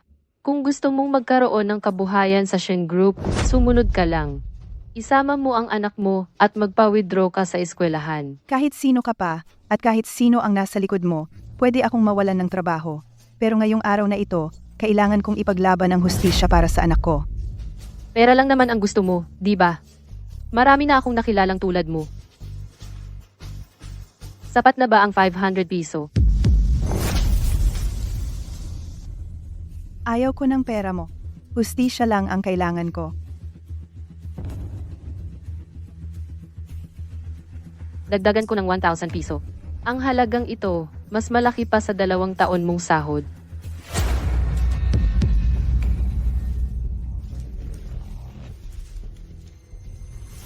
Sabi ko na, ayaw ko ng pera mo. Hustisya lang ang kailangan ko. Mabuti. Hustisya pala ang gusto mo. Ituturo ko sa iyo ngayon ang isang katotohanan. Tinatawag itong ang sarili mong batong ipinukol mo ang siyang tumama sa iyo.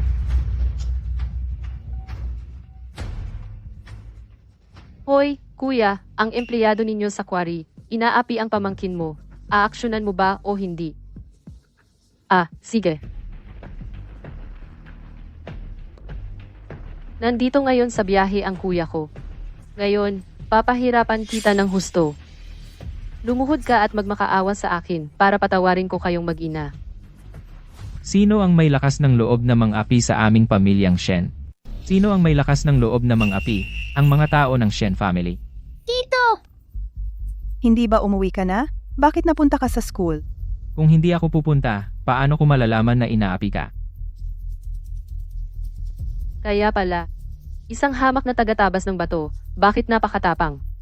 May nagtataguyod sa iyo. Tito, hindi sila pumapayag na mag-aral ako dito. Nagbabato pa ng pera sa mama at pinapahiya pa kami na hindi makakain at kailangang umuwi. Miss, nalaman ko habang papunta rito, parang ang anak mo, ang may kasalanan? Kayong mga, ang anak ninyo ang tanga, mas marami kayo kaya ng api. Ang anak mo ang nangloko sa anak ko para umihi sa pantalon.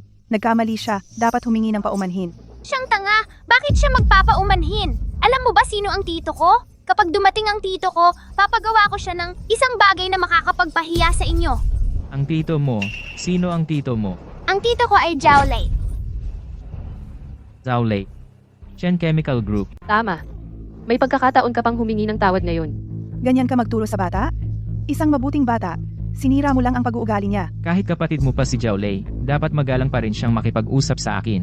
Payo ko sa'yo, mas mabuting mag-iwan ka ng puwang para sa sarili mo. Akala mo ba chairman ka ng Shenshi Group? Oo, ako ang chairman ng Shenshi Chemical Group. Shen Xincheng.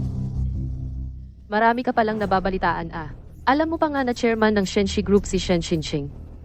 Nasa Jiangcheng ngayon si Chairman Shen. Nagmamalaki ka nang hindi mo man lang alam kung sino ako. Sige, kung ganoon.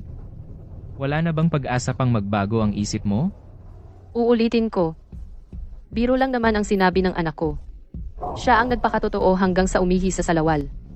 Anong kinalaman ng anak ko dyan? Ikaw. Tingnan natin kung sinong mag-aabuso sa pamangkin ni Jowley. Tingnan nga natin. Sinong may lakas ng loob na mang-api sa pamangkin ni Jowley? Boss, itong baba ito. Kasama yung lalaki niyang pogi. Ang nang-api sa pamangkin mo. Tignan mo, tinulak nila si Jabao. Ikaw pala ang nang-api sa kapatid ko. At tinulak ang pamangkin ko? Anak niyo ang nanguna mang api. Sila ang may kasalanan. Kaya nga napaihi sa salawal ang anak ko.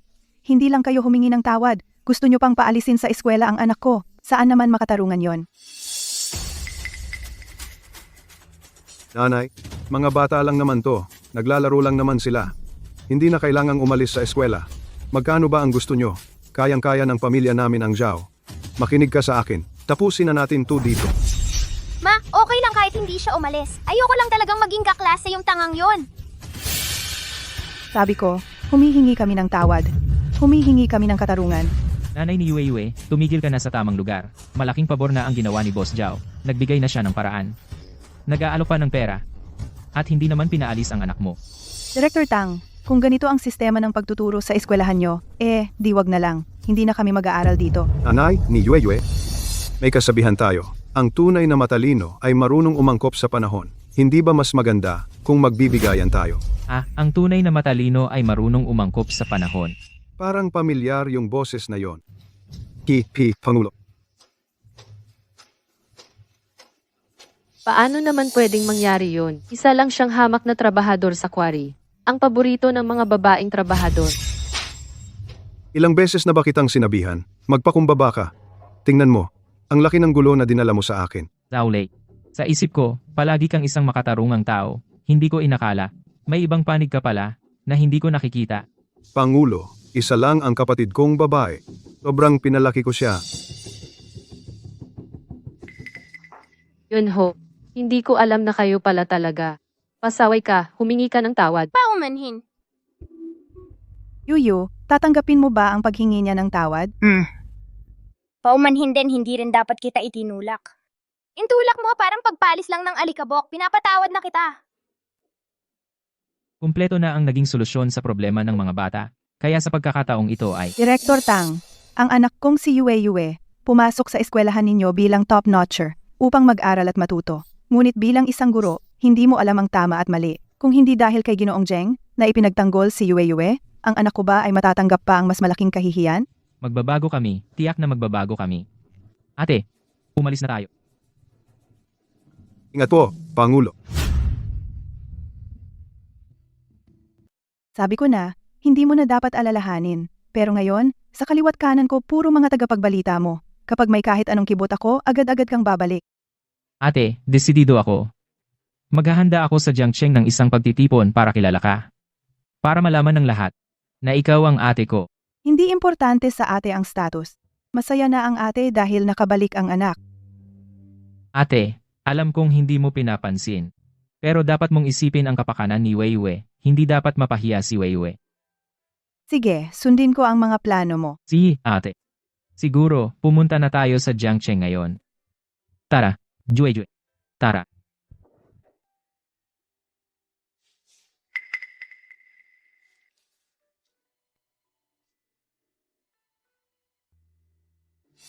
Opo, ihanda ko agad. Sabi ng chairman na dapat kunin ang ate at maghanda ng pagtitipon para kilala siya. Parang may diskarte ang ate. Sa maikling panahon lang, nakakuha siya ng pagtanggap ni Xincheng. Ang ate talaga ay isang taong may mahirap na buhay, pero ang ugali at pagkatao niya ay napakahalaga. Ang pagtingin mo sa kanya ay mataas. Sinabi ba nila kung anong araw darating? Darating sila bukas sa umaga. Tutuloy muna ang ate sa hotel sa tapat ng sinehan. Kailan siya uuwi? Pagkatapos ng pagtitipon para kilala siya. Gusto kong makita ang Shen Xiaoyu na ito kung ano talaga siya. Madam, ano ang gagawin mo? Ako mismo ang lalabas para makita ang Shen Xiaoyu. Kung talagang maganda ang sinasabi ninyo. Benta ng candy sa patpat. Benta ng candy sa patpat. Nanay, saan ba tayo pupunta at ang dami-dami nating dala? Saan ba tayo pupunta? Kailan pa kaya tayo susunduin ni Tio? Regalo ito para kay Kuya Bowen at kay Lola. Pag nakilala mo na sila, Yue, dapat mabait ka ha. Si Kuya at si Lola, magugustuhan kaya nila ako, si Yue? Siyempre naman, ang bait-bait ng Yue natin. Oh. Nene, tulungan mo ako. Inaatake ako sa puso. Bagong modelo to. Polyester. Kung masira mo to, mamamatay tao ka. Kayang-kaya mo bang bayaran? Nakakainis. Lola, tulungan niyo ako. May sakit ako sa puso. Maisasama mo ba ako sa ospital? May dala ka bang gamot? Inumin mo muna yon. Dalhin na kita sa ospital. Wala. May tao bang makatulong sa akin? Hoy, te, huwag mong tulungan yan. Huwag mong tulungan yan. Yung matandang yan. Malamang nanloloko lang yang matandang yan. Mahirap na nga ang may anak. Umalis ka na. Umalis ka na. Baka ka pa mapanagot.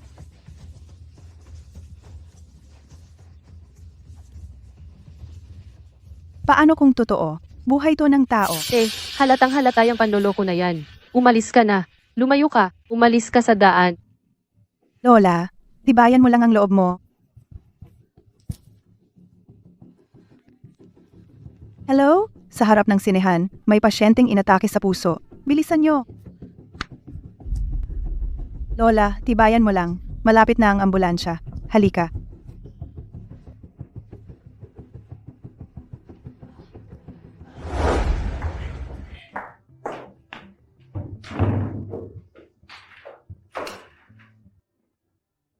Nene, medyo nauuhaw ako.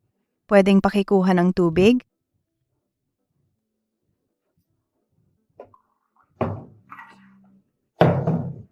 Eto.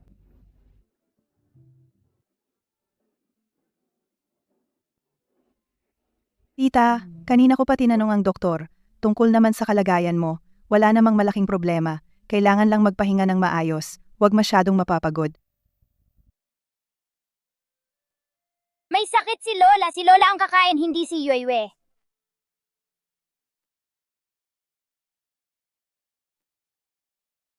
Nakita kong marami kang dalang regalo. Para bang pupunta kang magbisita? Hindi ba ako nakasagabal?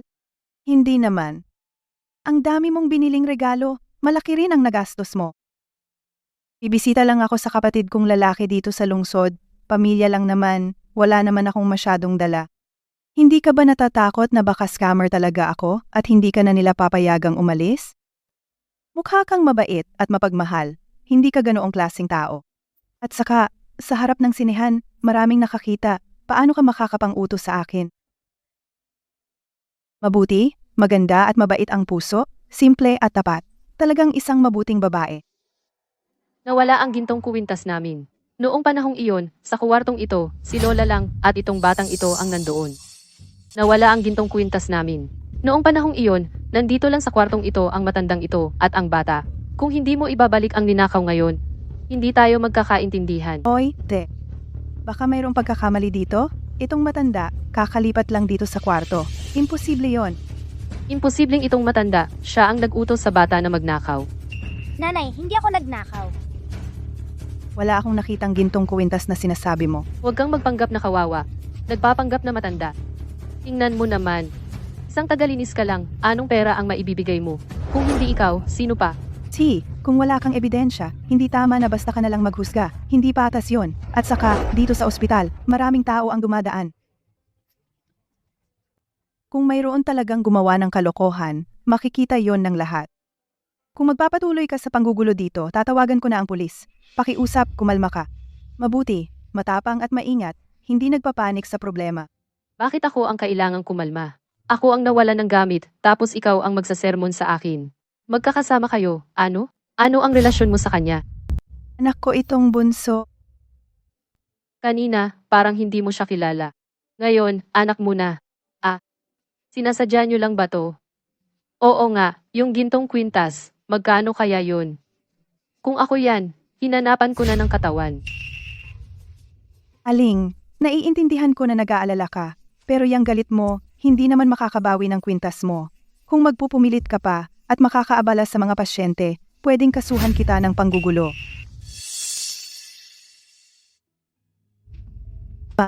Naniniwala ako sa'yo.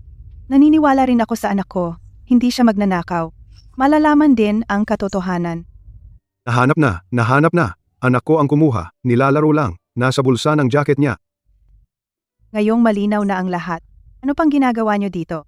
Pasensya na, pasensya na, pasensya na. Tita, meron ka bang numero ng kamag-anak? Tatawagan ko sila. Sa bahay? Isang anak lang, lalaki. Palaging abala. Hindi mahagilap. Hindi ko na rin matandaan numero niya. Kanina, hindi ba't inamin mo rin? Nananay mo ako? Ako, isang anak lang, lalaki. Kulang ako ng isang anak na babae. Tita, ito. Ituring mo na lang akong inang diborsiyada. Regalo ko sa'yo, ang magandang buhay mo. Nasa hinaharap pa. Lola, nandito ka pala. Naglalaro ka na naman ng identity game. Hindi ba sinabi na sa'yo ni Papa? Hindi masaya ang ganyan. Anak, lola mo siya. Madalas magpanggap bilang staff ang lola ko para makapaglaro. Pasensya na po sa abala. Ano po ang pangalan ninyo? Ako si Sen Xiao Yu. Ito ang anak kong babae, si Yue Yue. Ibig sabihin ikaw ay aking... Huwag ka nang magsalita. Baka mabuko tayo. Lola, hindi ba sinabi na ni Papa? Hindi madali ang buhay ni Tita at ng kapatid kong babae. Grabe naman ang pagkahilig mo sa pag-arte. Para rin ito sa ikabubuti ng papa mo. Huwag kang magsumbong. Ito ang sikreto nating dalawa. Okay na ako. Uuwi na kami ng apo ko. Hindi na ba kayo ihatid? Tita, hindi na po. Kaya ko nang iuwi si Lola. Paano mo ako nakita dito? Kahit sa ospital ako magtago, mahahanap mo pa rin ako. Nahanap na kita sa lahat ng lugar na pinagkakantahan mo. Pero ngayon lang sa ospital. Nanay? Itong kuya na ito at si Lola, bakit ang kakaiba nila? Umalis na tayo. Umuwi na tayo at maghanda. Narinig mo na ba? Nakita na ni Boss Shen ang kanyang ate na nawala ng mahigit 20 taon. Ang party na ito ay para sa kanya. Totoo ba? Gusto ko talagang makita kung ano ang itsura ni Miss Shen. Kung magiging magkaibigan tayo ni Miss Shen, tiyak na aangat ang ating buhay. Halika na.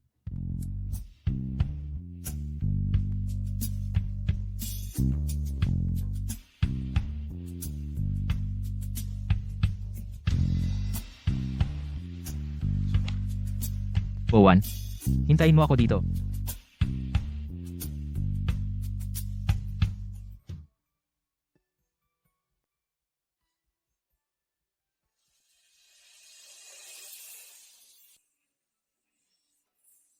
Nanay, ang laki at ganda dito. Kaya huwag kang magpapagala-gala mamaya, ha? Anong ginagawa mo dito? Kumusta si Lola? Sumama kayo sa akin. Alam ko kung saan masaya. Isa na namang babaeng umaasa sa bata para umangat. Magandang gabi, Ginoong Shen. Magandang gabi, Binibining Shen. Oho, ang tagal nating hindi nagkita, Binibining Shen, ang ganda-ganda mo talaga. Naniniwala akong pagkatapos ng salu-salong ito, ang buong Jiangcheng ay malalaman na ang iyong katayuan. Basta hindi maaapi ang anak kong babae, hindi mahalaga kung sino ako. Chulay, naririnig ko na inapi mo ang tiya ko at si kapatid na Yueyue? Hindi, malaking pagkakamali lang iyon. Ginoong Shen, mahigpit ko nang sinabihan ang pamangkin at kapatid kong babae. Sisiguraduhin kong hindi na sila muling mambubuli. Binibining Shen, maaari bang bigyan mo sila ng pagkakataong magbago? Ang nakaraan, ayokong balikan pa. Oo, tama. Napakabukas palad ni Binibining Shen. Ano sa palagay ninyo? Sino ba ang babaeng iyon? Bakit napakagalang sa kanya ni Boss Zhao? Tingnan ninyo ang gown niya. Haute couture iyan. Ang bawat hiyas na nakakabit sa katawan niya ay tunay na brilyante. Ang mga mayayamang dalaga sa Jiangcheng, kilala natin ang lahat. Pero kung may kagaya niyang maganda ang aura, siguradong hindi malilimutan. Pero bakit hindi ko maalala kung kaninong angkan siya? Magpatuloy lang kayo, lalabas muna ako para huminga.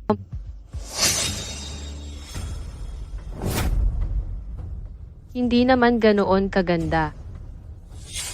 At may anak na pala. Matanda na, nangangarap pa ring makapangasawa kay Xincheng.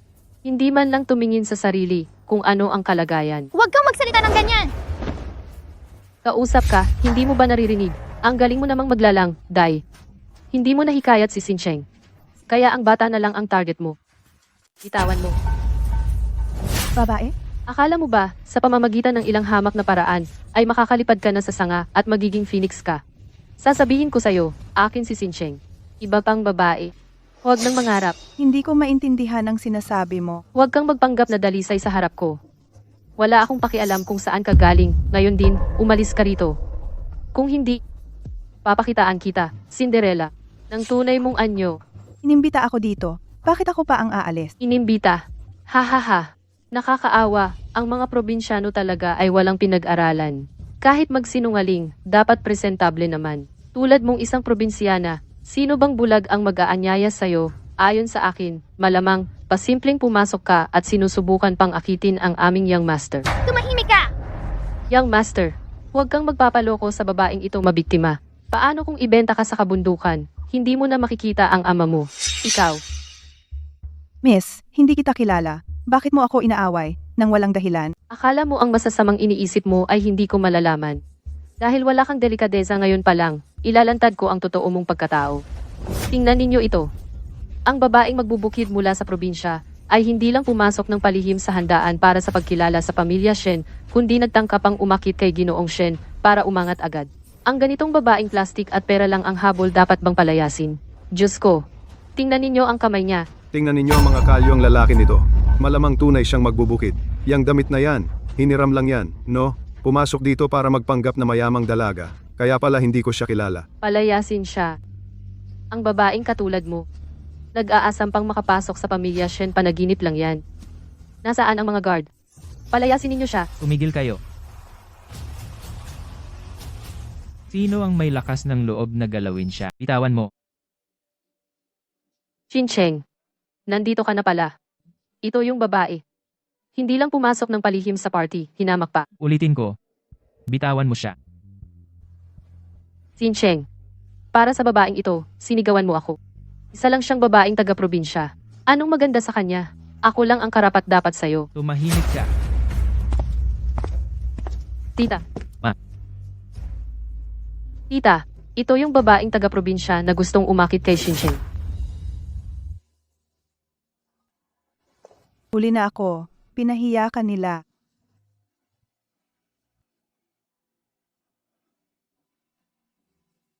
Mga kasama, panoorin ninyong mabuti. Ito si Baisha, bagong tinanggap kong anak. Mula ngayon, kung sino man ang maghamak sa kanya, ay naghahamak na rin sa akin. Ano? Tita, naloko ka siguro nitong babaeng ito. Walang hiya siyang babae. Ang mga desisyon ko, wala kang karapatang punahin. Tama. Hindi lang siya bagong anak ni Mama, kundi kapatid kong babae na matagal kong hinahanap. Simula ngayon, kung sino man ang may galit sa kapatid ko, ay may galit na rin sa aming pamilya. Ikaw pala ang ate ni Boss Shen. Kaya pala ito si Boss Shen. Ito pala ang matagal nang hinahanap niyang ate. Kaya naman pala ang lambing ng binata sa kanya. Nagkamali si Miss Liu ng tao. Tapos, hinamak pa niya ng harapan ang babae. Ang Boss Shen, hindi siya palalampasin yan. Mukhang ang kasal ng mga Shen at Liu ay mapapako na. Shincheng, nagkamali ako. Kanina, nagkamali ako ng tingin. Hindi ko nakilala na ito pala ang ate. Pwede ba, patawarin mo ako? Kung hindi dahil sa handaan para sa paghahanap sa kanya, hindi ko malalaman na ganito pala umasta si Miss Liu. Hindi ako ganoon. Boss Shen, Mrs. Bai, Pa. nagkulang po sa pag-iisip ang anak ko. Nadala lang siya ng inggit kaya nawala ng ulirat. Pakiusap, isipin ninyo na bata pa siya at wala pang masyadong karanasan. Maaari bang bigyan ninyo siya ng isa pang pagkakataon? Bata pa? Hindi iyon dahilan para maging mapang-api siya. Mrs. Bai, hindi ko talaga sinasadya. Kung alam ko lang na siya pala ang anak na babae ng mga Shen, kahit 10 lakas ng loob ang ibigay ninyo sa akin, hindi ko siya itataboy. Simula ngayon, ang pamilya Shen ay titigil na sa lahat ng pakikipagtulungan sa pamilya Liu. Sa lungsod ng Jiangcheng, sa buong Huaxia, sino mang maghamak sa aking anak na babae, si Shen Xiaoyu, dapat pag-isipang mabuti kung kayang harapin ang mga kahihinatnan. Mrs. Bai, huwag po. Dahil sa iyo, kasalanan mo itong lahat. Nandito ako. Matapang ka pa ring mang-api sa ate ko. Shincheng, hindi, Shincheng. Makinig ka sa akin. Tumahimik ka. Wala akong anak na babaeng katulad mo. Mrs. Bai, Boss Shen, ako ang may pagkukulang sa pagpapalaki sa kanya. Kaya niya nagawa ang malaking pagkakamaling ito ngayon. Ngayon, ang masamang anak na babaeng ito ay ibibigay ko sa inyo para gawin ninyo ang anumang nais ninyo. Kung ganon, tulad ng sinabi ng nanay ko, ang Shen Chemical Group namin ay titigil sa lahat ng pakikipagtulungan sa pamilyang Liu, at ang kasunduan sa pag-iisang dibdib namin ni Liu Yanyan ay kinansela na rin. Ang babaeng ito ay hindi karapat-dapat na magpakasal sa pamilya namin, ang mga Shen. Shincheng, hindi mo pwedeng gawin ito sa akin. Shincheng, huwag. Ang aming pamilyang Liu ay sisirain ng isang masamang anak na babaeng tulad mo. Mga tauhan, itapon ninyo ang dalawang ito sa labas. Shincheng, huwag, Shincheng. Bitawan ninyo ako. Ang salo-salong ito para sa pagkilala sa iyo ay espesyal na inihanda para sa iyo. Huwag kang mahiya rito. Para ka lang nasa bahay. Lola, huwag kang mag-alala. Siguradong tutukan ko ang pag-aalaga kay tita. Dito ito ang kwarto ninyo. Mama, ang ganda ng bahay na ito. Gusto mo? Sobrang gusto. Ang ganda rin ng manika. Yue, halika sumama ka sa akin. Yue, tingnan mo. Kuya, ang bilog ng buwan. Bowen, tingnan mo. Oo nga, ang bilog ng buwan. Wow, mooncake. Para sa'yo, Bowen. Ang tamis.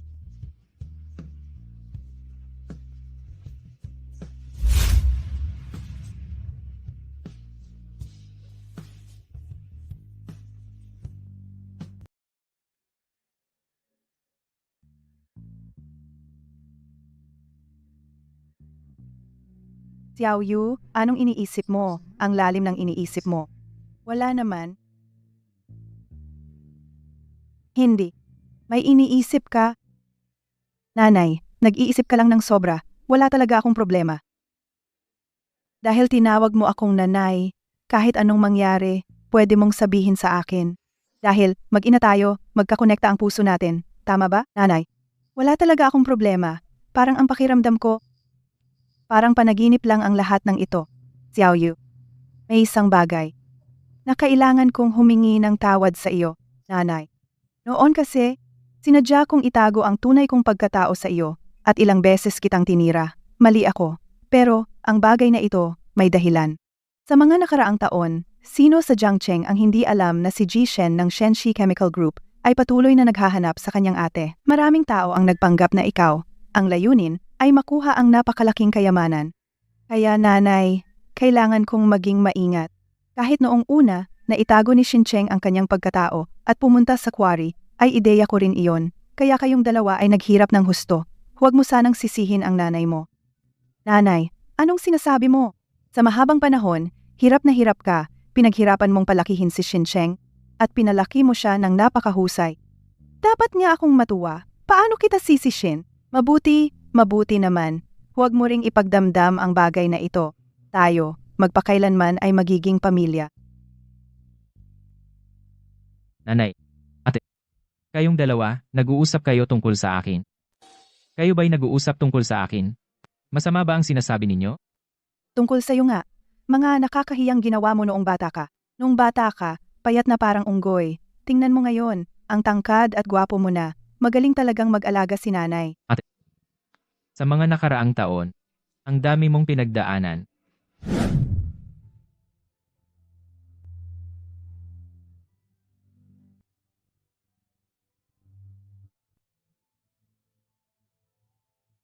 Xiao Yu? Paano kita magagalitan?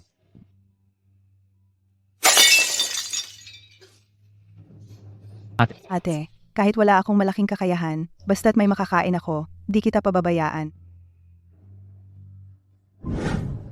Bakit di mo nalang dalhin si Weiwei at dito na kayo tumira sa lungsod? Para magkasama-sama tayong pamilya at hindi na maghihiwalay. Kung wala kang magawa, pwedeng magtrabaho ka sa kumpanya ko. Ikaw ang bahala sa posisyon. Gawin mo ang gusto mo. Tama si Xincheng. Xiao Yu, bakit di ka nalang tumigil dito, para may makausap ako? Inay, Xincheng, sa totoo lang, ayaw ko rin na maghiwalay tayo. Pero kami ni Yuei, sanay na kaming tumira sa probinsya. Tingnan mo dito sa lungsod, ang dami ng sasakyan, mga matataas na gusali, di kami komportable. Kami ni Yue, hindi namin hinahangad ang kayamanan. Gusto lang namin ng payapang buhay. Dalaw-dalawin na lang natin ang isa't isa. Parang ganun din naman yon. Ate, sa tingin ko, Kung yan ang gusto ni Xiao Yu, dapat natin siyang respetuhin. Pero usapan natin, kapag bakasyon ni Yue, dalawin mo kami dito sa lungsod. Gusto na gusto ko ang apo kong ito. Sa darating na Mid-Autumn Festival, maghahanda kami ni Yue ng mooncake. Dapat pumunta kayo. sige. Titikman ko talaga yon. Tito, dumating na si Tito at si Lola. Ate. Tita, ate? Ate, maligayang Mid-Autumn Festival. Hindi na kailangang magdala pa ng kahit ano. Bakit ka pa nagdala ng mga daladalahan? Tara, kain na tayo. Lola, ako at si Mama gumawa kami ng masarap na mooncake. Hintay lang namin kayong dumating. Ayos, tayong magkakapamilya, sabay-sabay tayong kakain ng reunion dinner, sabay-sabay tayong magbabantay ng buwan. Wow, ang laki ng mooncake! Kain na tayo. Halika, kumain ka ng maraming karne, para tumangkad at gumwapo kang tulad ni Papa, matangkad at gwapo. Salamat ya! Ako rin gusto ko. Sige, meron din para sa ating Yue. Halika, Xiao Yu, kamusta ang buhay mo nitong mga nakaraang araw? May nang-aapi pa ba sa iyo? Ma, ngayon, sino ba ang hindi nakakaalam na ako ang ate ni Xincheng? Sino pa ang mang-aapi sa amin? Ako at si Yue, ayos lang ang buhay namin. Mabuti naman, mabuti naman. Ate, pwede bang sa susunod, kung may problema ka, sabihin mo sa akin? Kung hindi, ako namang kapatid mo, walang alam sa nangyayari. Tia, tayong magkakapamilya. Sa Mid-Autumn Festival ngayong taon, sa wakas ay nagkita-kita ulit tayo. Huwag na nating pag-usapan ang nakaraan. Tayo na ay magtagay para ipagdiwang ang Mid-Autumn Festival. Halika. Halika. Sabay-sabay tayong magtagay para ipagdiwang ang Mid-Autumn Festival. Sana ay magkaroon tayo ng ganitong araw bawat taon at ganitong gabing masaya sa bawat pagtanda. Halika.